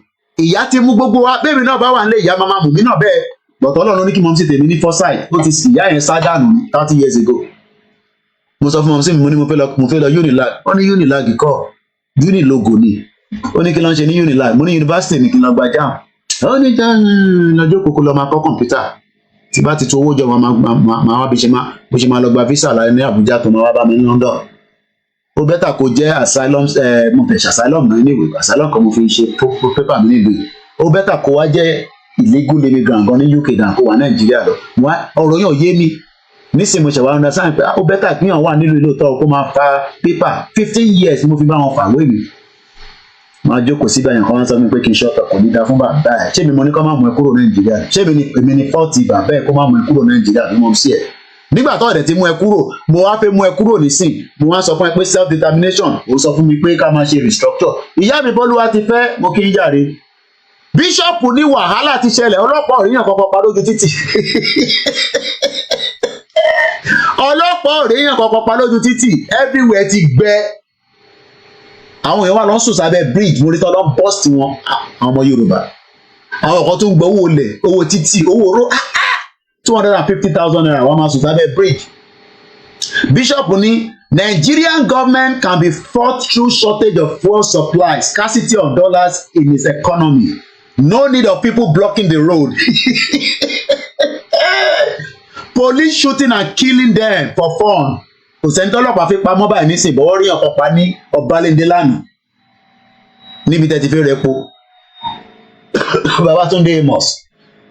Gbogbo àwọn tó ń wọ́n ọjà tó ń wọ́n ọ̀rọ̀ Yorùbá ọ̀rọ̀ Nàìjíríà kò ní fẹ́ kí Yorùbá lọ bẹ́ẹ̀ ọ̀ ní fẹ́ kó lọ definitely ẹja gbọ́n tí sí bàbá àsọ lẹ́ẹ̀kan sí ká tó máa lọ torí a ṣe ní bíi 25 minutes àti ṣe 1 hour 35 minutes àbí tabadẹ̀ rẹ̀ tó bá fẹ́ pè tabá ti play sí bàbá ìtàn gbogbo ẹ̀ náà kò ní tó 2 hours tabadẹ̀ tó fẹ́ pè nọ́mbà tẹ́ máa pè sí ní +44 74 044 05917 tó máa fàyè sílẹ̀ fún bíi kọ́ọ̀lù méjì mẹ́ta kó má dàbí pé Koiki ìwọ nìkan ló kúkú dá ṣètò ẹ ló kúkú jẹ́ àpè wọlé ọ̀rọ̀ òye wa so torí mo mọ̀ pé àwọn kan máa kùn sínú bẹ́ẹ̀ bíi bàbá wa Bọ́lá Ìgè ṣe sọ àwọn kan máa kùn sínú àwọn náà fẹ́ gba country àwọn kan kùn sínú wọn náà fẹ́ Peter Obi ẹ̀yìn wèrè àwọn ọmọ Igbo kan tán náà fẹ́ Peter Obi gan sẹ̀ agenda wà behind it Awúsá ò dẹ̀ lè jẹ́ kí Peter Obi débẹ̀ ẹ̀ bá pariwo títí mo kí ẹ Sunday Adébánjọ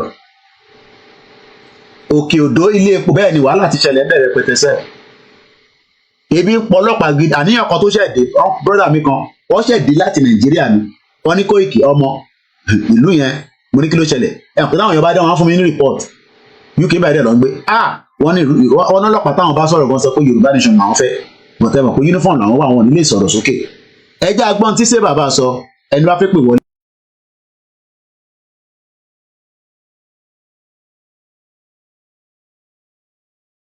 mo ti meet Mike ẹjẹ́ agbọ́n tí ṣé bàbá sọ. The nation has new opportunities to take the lead on issues that continue to cloud the prospect for international peace, prosperity, namely the right of the Palestinian people to have their own country free of occupation.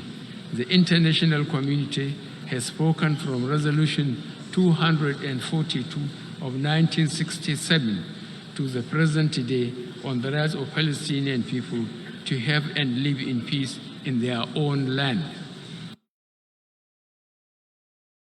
ṣe bó ṣe sọ kò mix ọ̀rọ̀ yẹn together ó sọ clearly to have their own country in their own land. ìdáwà náà sọ pé afẹ́ nìyẹn ọmọ Yorùbá wa bá wa argue ó ní Kóìkì irú country ò lẹ fẹ́ gbà ta ló máa ṣe gọ́ọ̀mẹ̀ntì yìí ta ló máa ṣèjọba ṣáwọn same politician yìí náà ni wàá máa sọ̀rọ̀ bíi dìdìrìn ẹlòmíà máa sọ̀rọ̀ bí ìgbà tẹ́ pé àgbo wọn ò pé nígbà tó bí wọn ẹlòmíà máa sọ̀rọ̀ bí ìgbà tẹ́ pé àgbo tó pè fún ní kékeré kò pé torí I don't understand tàbá wí a wàá máa sọ b ebi ti fẹ́ parí ètò sórí tó kù nísìn fi ṣe fàájì ni tàbá sọ pé a wàá sọ b bẹ́ẹ̀ ni Ògúnmọ́lá Abíọ́dún Buhari is a bigot tó bá jẹ́ another word wà fún bigot. Brother, well done, sir. Please, do you remember all those idiotic people that chat with you on X last month? Where they are now, àwọn yẹn tí wọn ní wà olórí burúkú ni wọn pọ̀ bẹ́ẹ̀ sí àwọn ọmọ Yorùbá. Tẹ́ bá rí bọ́ ṣe ń bá mi jà lórí X ní 2 weeks ago. Tẹ́ bá rí bọ́ ṣe attack mi. Tẹ́ bá rí bọ́ ṣe ń bá mi tó ń bá mi pọ̀. Wọ́n náà wà lá da Nàìjíríà. Wọ́n náà wà lá fẹ́ wọ́n náà Yorùbá nation ló da Nàìjíríà rẹ̀.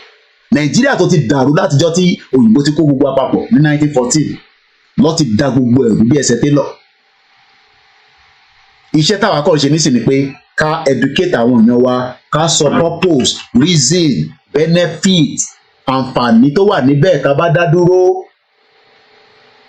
tó yàtọ̀ sí ibi tá a wà nísìnyí náà pè ní ìlú òfò Nàìjíríà èdè ènìyàn fi ń kọ́kọ́ understand pé country lélẹ̀ tó bá sọ pé Chinese èdè wo ló ń sọ níbẹ̀ tó bá ní German èdè wo ló ń sọ níbẹ̀ tó bá bí ìwọ́dà lọ sí France kó máa lọ sọ English family friend mi kan ní 3 weeks ago holiday kan tó wà lọ́nà pé kọ́ọ̀rọ̀ kan fi wọlé wọ́n lọ France wọ́n ní gbogbo òyìnbó táwọn sọ sí wọn ọ̀dà wọn lóhùn òyìnbó kọ́ òyìnbó ni ẹ jẹ́ ń lọ bá brọ́dà mi àwọn èèyàn gidi sọ̀rọ̀ kọ́ gbọ́n tó fẹ́ sọ jáde ẹ yẹ gbọ́n sókè ẹ lẹ́ni line. ẹ jẹ́ ń ti window ẹ̀rọ apátẹ́gùn yẹn fẹ́ máa pọ̀ jù ní àmì London weather oríṣiríṣi ni ẹ máa sọ tí ń lọ jáde gbogbo. ẹ kú ètò. ètò ni ẹ sà. Kò sí much tí mo fẹ́ sọ tó wípé it is high time kí àwọn èèyàn wa kan ṣí ọpọlọ wọn sílẹ̀. Okay. Because ó dàbí pé the system in Nigeria ó ti di trojan tó ti wọ ọpọlọ àwọn èèyàn. Ó ti jẹ́ ọpọlọ àwọn èèyàn run débi pé they can no longer think, they can no longer reason.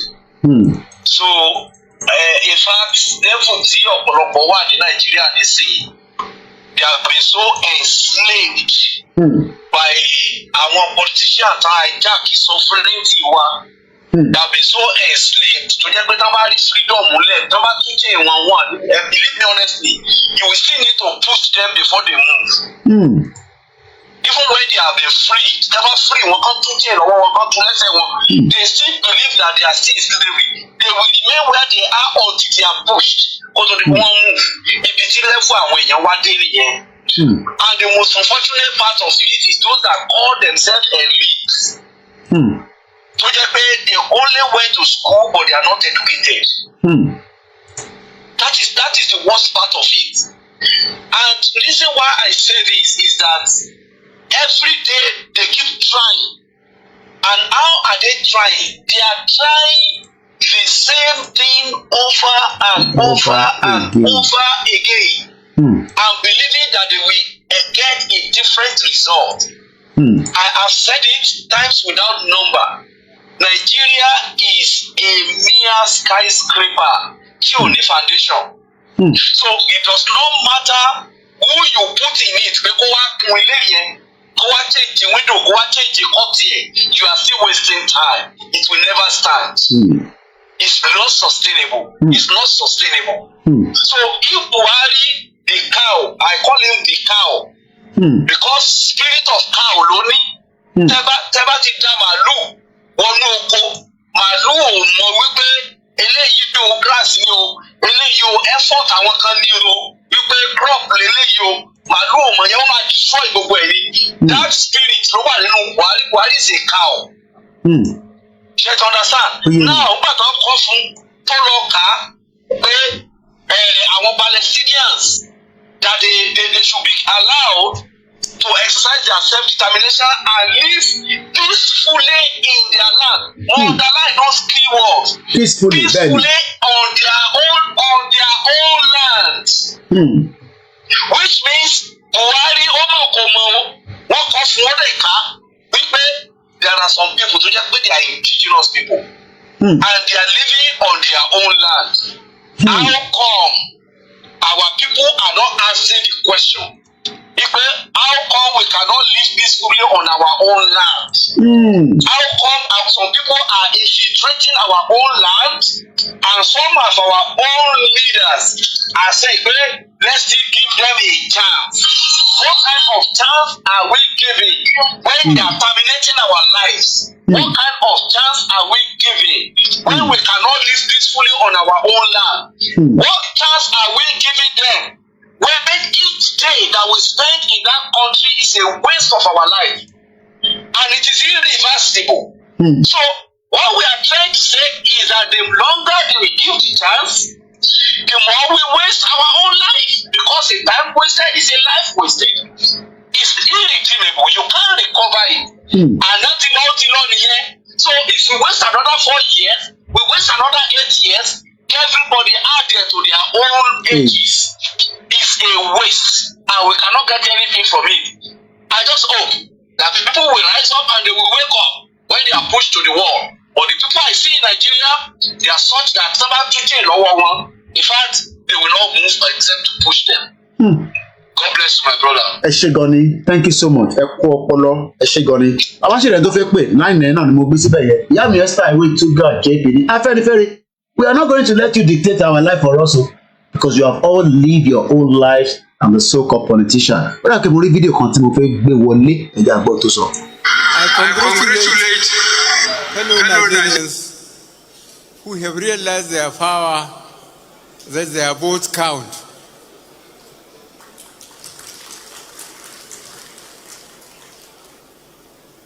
I'm looking forward to tomorrow to fly to my base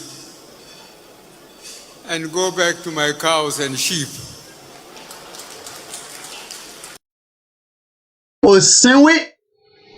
Òsínwé somebody tẹgbọ́n tó sọ ṣe rí pé tó ń comment látà nǹkan tó ń sọ pé cow ní Buhari animal gidi màálù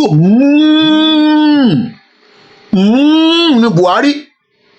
Bíṣọ̀pù ti bínú tán bíṣọ̀pù ti bínú tán. Buhari lòun fẹ́ padà lọ bá àwọn káwọ òun, ó ní kí Palestine kó fún wọn láyè àti Rohingya Muslims. Bishop ẹgbọ́n sókè 15 minutes la ní ta fẹ́ manage o ó yẹ gbọ́n sókè káwọn ọmọ mi máa kanlẹ̀ kọ́ mọ́ nínú yàrá o àjọ ń ṣe náà ni sà ẹ káàbọ̀ sà. Yes, sir. Now, more listen to the previous person touched thorough, very good and articulated statement. But based on my own observation and analysis of what is on ground, àwọn ọmọ Yorùbá ṣiṣẹ́ lé lórí. Àwọn ọmọ Yorùbá ara wa ló yẹ ká ṣiṣẹ́ lé lórí. Tí àwa ọmọ Yorùbá ara wa, if tá bá ti ṣẹ̀yìn àwọn Yorùbá tí wọ́n fẹ́ wọ́n Nàìjíríà, tá bá ti lè dúró ká ṣẹ̀yìn gbogbo wọn Nàìjíríà ti pín. Lọ́tà náà bá wà lórí oyè, Nàìjíríà ti pín. Because wọ́n máa ń tẹ́ bá wo ìgbà Buhari. Buhari was so afraid of Chief Igboho. Maybe you don't know that. I'm telling you now. Buhari, as a president, was so scared about Chief Igboho. Ó rò pé Nàìjíríà ti pín. Ó rò pé àwọn Yorùbá ti pín. When he saw that Ekiti rally, ó rò wípé Nàìjíríà ti pín. Then he called the summon on those Yoruba who's and politicians. Àwọn ló fi wọ́n lọ́kàn balẹ̀ wípé no. Ṣó yẹ yín? Àgbọ̀yé sà. All right. So when they finally saw that Lagos State is premeditated, àwọn Yorùbá ló gbé ìgbésẹ̀ lọ fún Aso Rock ní request for backing. Not even Aso Rock, not even Buhari, àwọn Yorùbá ló gbé ìgbésẹ̀. So nígbà tí bàbá kí tó yẹ kọ lẹ́tà sí Tinubu recently, ẹni bá àwọn ọmọ ìjọ náà they somehow already wrote letter. Yes. Tinubu also pé ìjọ ń lọ. Yes, I saw that.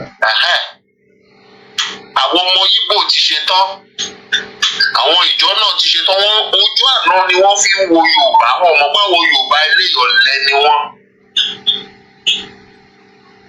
But nevertheless, we still need that unanimous southern one voice to say we are going. The North too want to go, but they don't know the diplomatic way of going.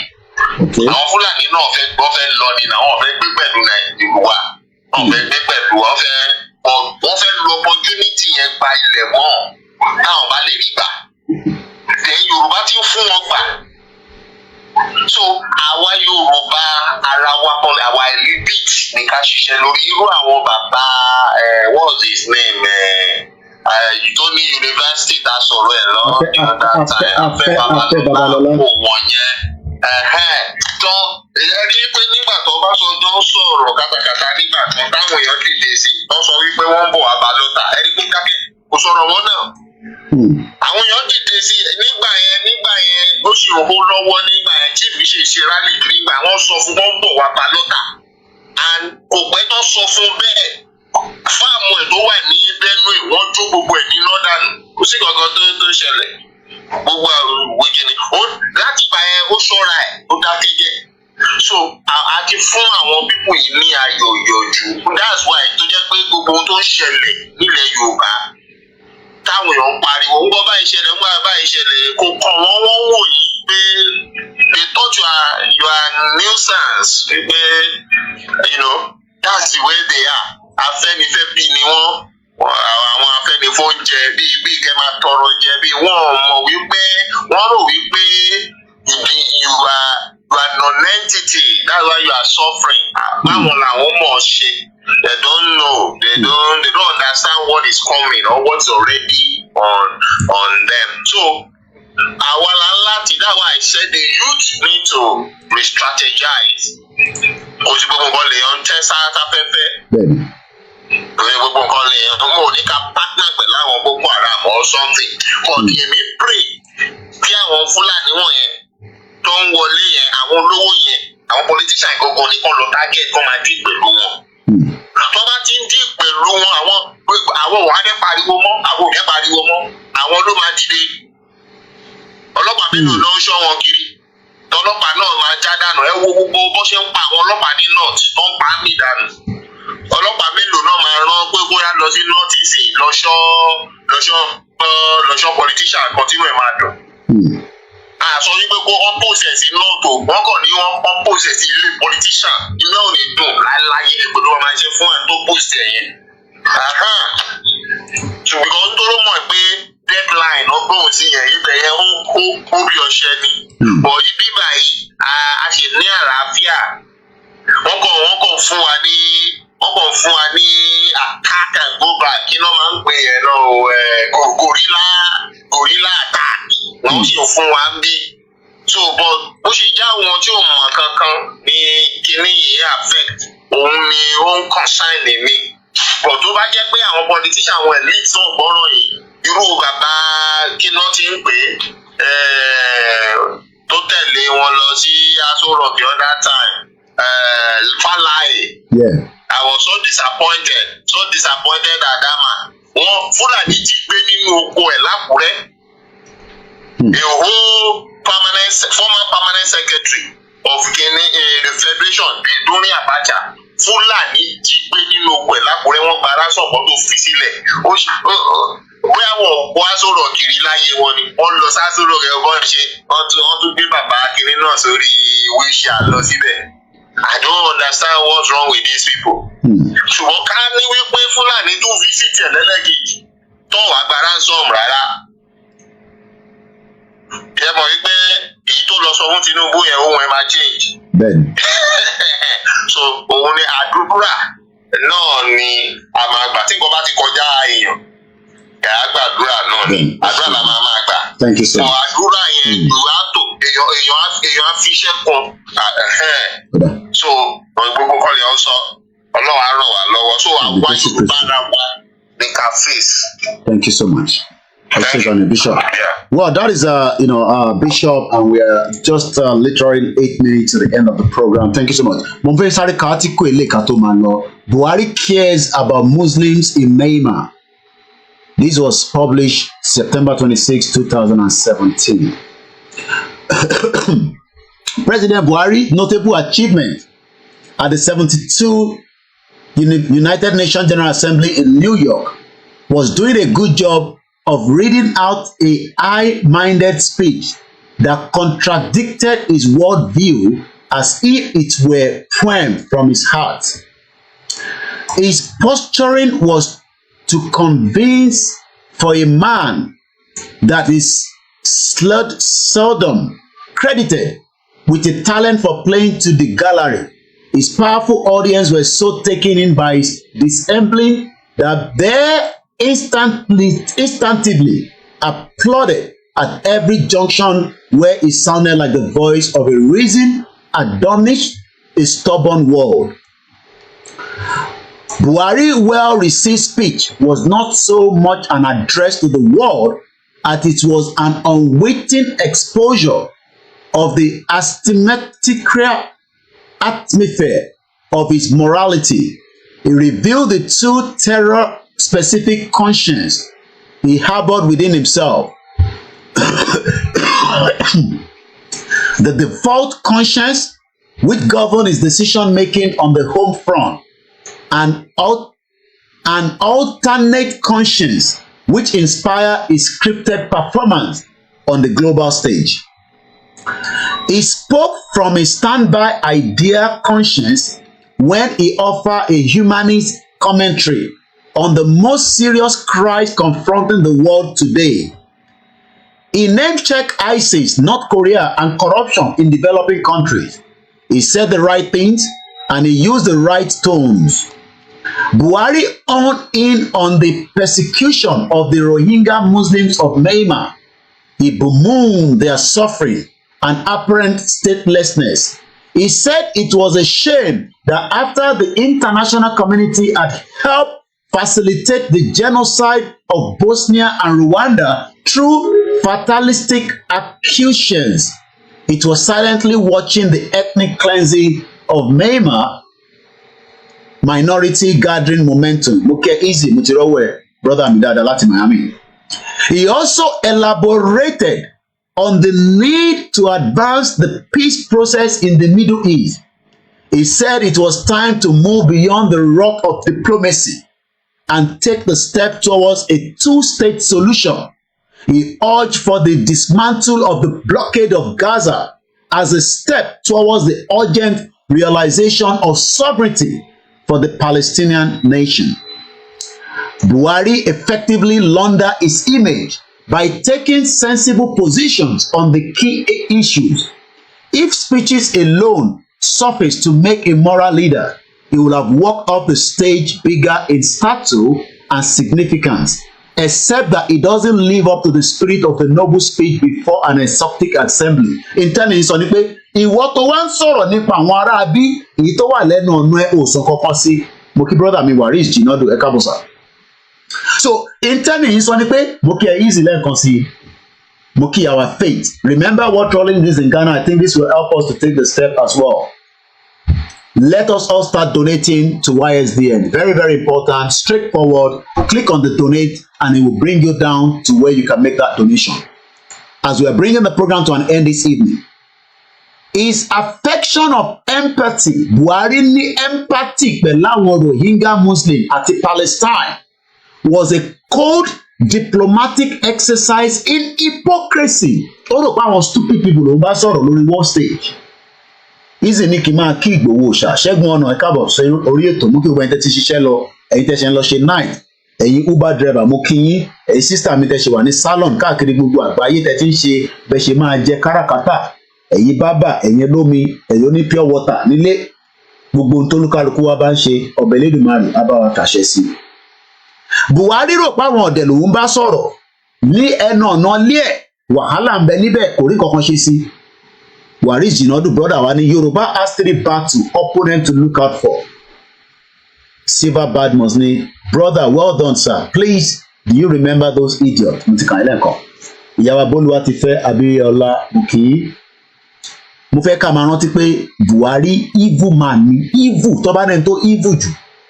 Òun sọ̀rọ̀ nípa àwọn Palestine, òun sọ̀rọ̀ nípa àwọn Rohingya, ó dà pé kọ̀ọ̀kan tó fẹ́ wọlé. Ẹ jẹ́ ká sáré kọ̀ gbà kọ́ọ̀lù yẹn ẹ máa bá wa ṣe ní kíákíá torí àsìkò torí ara tí à ń lò láti fi studio wa náà ni ẹ bá gbé ní kíákíá ẹ máa kó pẹ́ brother mẹ́jọ ẹ gbóhùn sókè àsìkò ti lọ.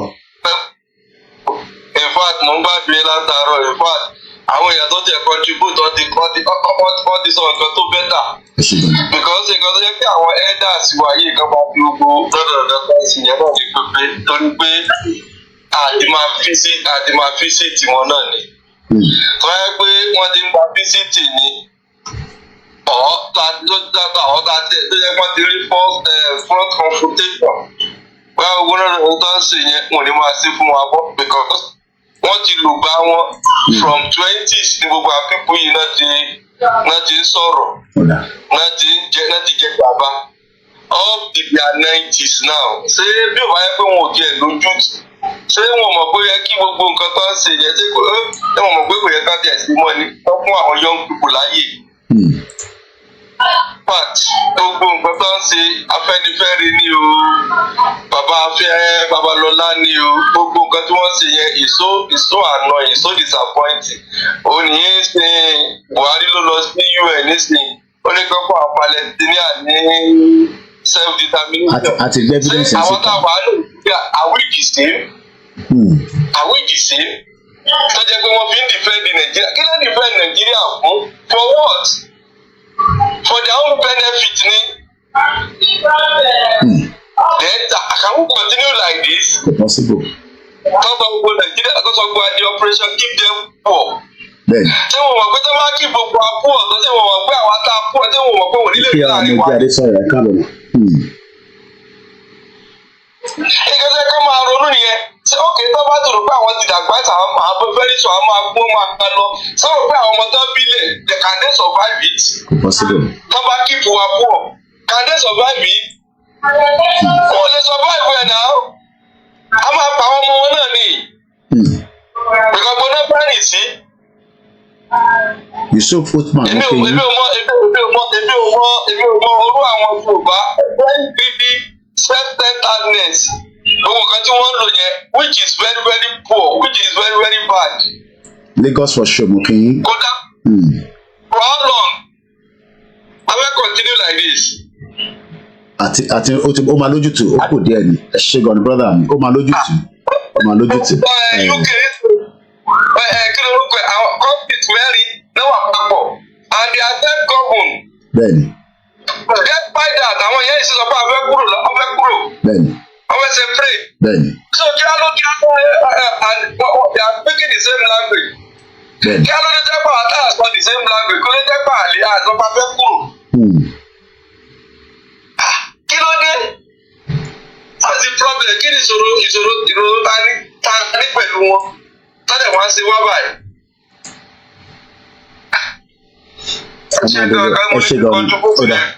Thank you so much.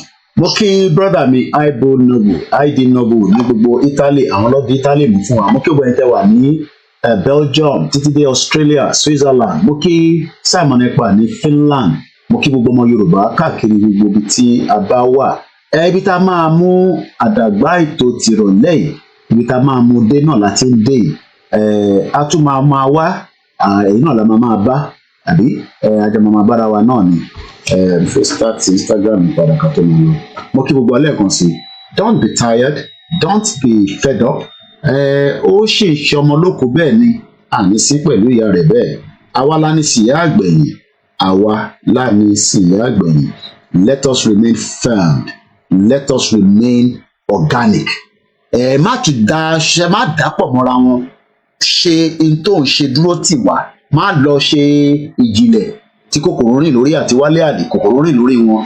Mo kí ẹ Lagos for show, Dorcas oyè fara mo fi tọ̀wọ̀tọ̀wọ̀ mo fi dárúkọ yín mọ́mì, Rasheedat mo fi Elédùmarè kí yín, Ọlámilékan ọpẹ́ mo kí ẹ ní gbogbo ọjà ọ̀dọ̀, Adédayọ̀ Ibrahim ọmọ Penny mo kí yín, ìyá mi dáadáa Àtọ́kẹ́ Akànjí Akínládé tí mo fi Elédùmarè, mo like green tẹ̀wò yẹn ó dúró dáadáa lára yín mọ́mì. Fẹ́mi Fọtóyọ̀nbọ̀ mo kí yín sà, Adékúnlé Ọláròpós mo fi Elédùmarè kí, Ẹríjọbí Julius mo kí Mr. Abiodun, ẹ̀gbọ́n mi dáàdì mi Ọ̀nà Adéọlá Fortune Michael mo kí yín, Eagle Eyes àwọn yẹn ló máa ń ní Ọ̀gbárá ẹ̀gbọ́n mi àjọ pàdé níjọ́ kan lórí bọ́ọ̀sì, wọ́n ní Koiki ó máa gbàgbé kan sórí bọ́ọ̀sì bó ṣe ń ṣe yìí mo ní mo lè gbàgbé wà láì nígbà tá a máa fi bọ́ọ̀lẹ̀ ló kẹ́ńtrò mo ti gbàgbé oúnjẹ tó wọ́n ní mo sọ fún ẹ kó máa gbàgbé. Ọ̀gbárá mo kí ẹ brother mi dáadáa ẹ̀gbọ́n mi dáadáa, ó tún láǹfààní àti rí Ìgbòho lójú lórí fídíò call.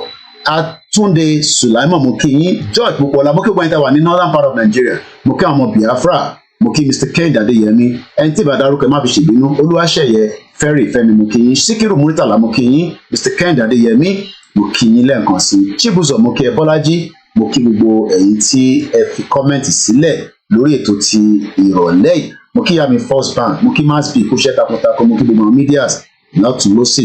Ibi báyìí ni lecture room a ti rí àṣírí o, àṣírí kí la rí, àṣírí pé Buhari ṣe bàbá Princess Agboniyi wọ́n ní they tell policeman to be killing fowls.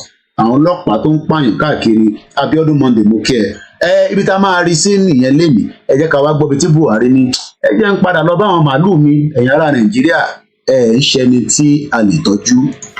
I congratulate fellow Nigerians who have realized their power, that their votes count.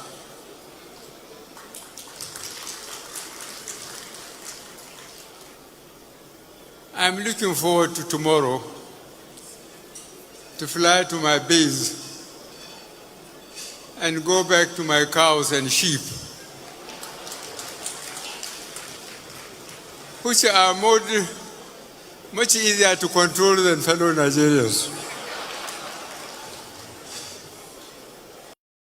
Ẹ jẹ́ gbọ́ látọ̀dọ̀ brother mi, àwọn ọlọ́mọ ajẹ́ the last caller. Ó yẹ gbóhùn sókè ti wà lórí ètò pẹ̀lú wa, ẹ jẹ́ gbọ́ látọ̀dọ̀ tí náà. Mo kí gbogbo ọmọ Yorùbá pátápátá, pàtàkì jùlọ mo kí bàbá wa Wáṣà Yorùbá lórí Mùkìlì, agbẹnusọ fún bàbá wa Sunday ẹkú iṣẹ́ takuntakun. Ojú mi sí ìdájà lẹ́kọ̀ọ́. Orúkọ ti ní bàbá láti orílẹ̀-èdè Nàìjíríà, akínyẹn kúṣẹ́. Èmi kàn fẹ́ kí bàbá àwọn àdúgbò ìjọba àtọ́mádé tó bá pe àwọn tó jẹ́ bíi lọ́gà àwọn tó jẹ́ àwọn ẹgbẹ́ olùdó náà. Kọ́mọ́ dá àti ohun àtìsáwá tẹ́lẹ̀ lóṣù kọjọ kọ́mọ́ dá àwọn àjò kọjọ olùdó náà. Nǹkan tá à ń ṣe yìí kọ́jọ́ ká pọ̀ jùmọ̀ kọjọ olùdó náà. Mo jẹ́ kẹ́ bá a tó gba àwọn obìnrin wa tó jẹ́ lọ́jọ́ kọjọ́ ká máa pọ̀ nínú kíkà àjọ ni ẹ̀jẹ̀ bá a fi wọn. God bless you, what I am. Ẹ ṣe gan ni, thank you so much. Ẹ ṣe gan ni. Mo kí gbogbo ẹ̀yin ti Libya láti òkè délẹ̀, mo kí Great Yorùbá Nation. And on that note, I gotta go now. torí kò sí àsìkò mọ́ rárá. Gbogbo ẹ̀ tí ẹ bá wa dá sí náà ni a kí. Mo kí ọmọdé, mo kí àgbàlagbà, mo kí gbogbo ìyá jù mí lọ, ìyá wa Títílọlá Shaw, mo kí yín, mo kí ìyá tó bí mi náà, mo kí Professor Adébánjí Akíntóyè àti ìrójú Ìgbòho látàárọ̀, olóyè Ìgbòho ẹkùn fún rẹ̀, èmi àti Ìgbòho àti bàbá Akíntóyè nílé nígbà tí bàbá wa kí wa sílé nígbà tá a ṣe bẹ ní sókà. Mo kí ẹ dáadáa olóyè Ìgbòho, mo kí àwọn ìyàwó wọn náà, mo kí àwọn ọmọ wọn, mo kí gbogbo àwọn mọ̀lẹ́bí. Ìgbà tí olóyè tó wá kí mi nílùú London lélẹ̀ olóyè Ìgbòho ṣá èmi àti ẹ̀ náà nìyẹn. Ó ń bọ̀ láìpẹ́ gbogbo ètò ẹ̀ náà ni wọ́n ń ṣe lọ́wọ́lọ́wọ́. Mo kí gbogbo àwọn ìfẹ́ lódùn láti president wọn, mo kí central office, mo kí gbogbo àwọn ẹgbẹ́ kọ̀ọ̀kan títí dé global directorate and the rest of you. And on that note, brother mi triple DRS, mo kí Ayuba Adebiyi, mo kí gbogbo ẹ̀yin tí ẹ ti sá lọ náà, mo pé tó bá yá ẹ padà wá. Thank you so much once again. And on that note, I say a very good evening. Yoruba nation has come to stay. Buhari àti ráṣírí ó ní òun sọpọ́tì Palestine. Kò wá ń ṣàwọn yẹn nìkan àti Rohingya tó bá lè pronounce ẹ̀ dáadáa sọ pé àwọn mùsùlùmí kan tó ń bẹ lọ́nà Asia pé Buhari sọpọ́tì wọn. Ẹni tó bá sọ pé irọ́ ni sọ pé kó lọ wo ètò KOIKIMEDIA tó ṣe ní ìjọ kejì oṣù karùn-ún ọdún 2024 tó pe àkọlé ẹ̀ ní ìgbẹ́pin ní àkọlé tí mo lò lénìí. Òun ni mo ní why Buhari supported Palestine and Rohingya Muslims in Myanmar for self-determination. Kí ló wá ṣe torí tàwa? Torí pé kò fẹ́ràn àwa náà ni. On that note, a very good evening. Thank you so much. Enjoy the rest of the day. Where revolution ṣe tí a máa ń polongo bílò nígbà òní revolution máa bẹ̀rẹ̀ yan ní déètì ìṣe máa jáde nísìnyí revolution máa bẹ̀rẹ̀ láàárọ̀ ọ̀la. No. It doesn't work like that. Gbogbo èèyàn ló mọ̀ pé kò sí kankan tí ó ń bọ̀ tílẹ̀ ò ní gbà òun lọ̀rọ̀ Nàìjíríà. Revolution wọn kì í televise wọn kì í mú date ó máa spring out ní tó bá dẹ̀ ti spring out ó spring out nìyẹn. Thank you so much for watching. Ó tọ́jọ́ mẹ́ta. And on that note, thank you so much. Enjoy the rest of the day. Bye for now.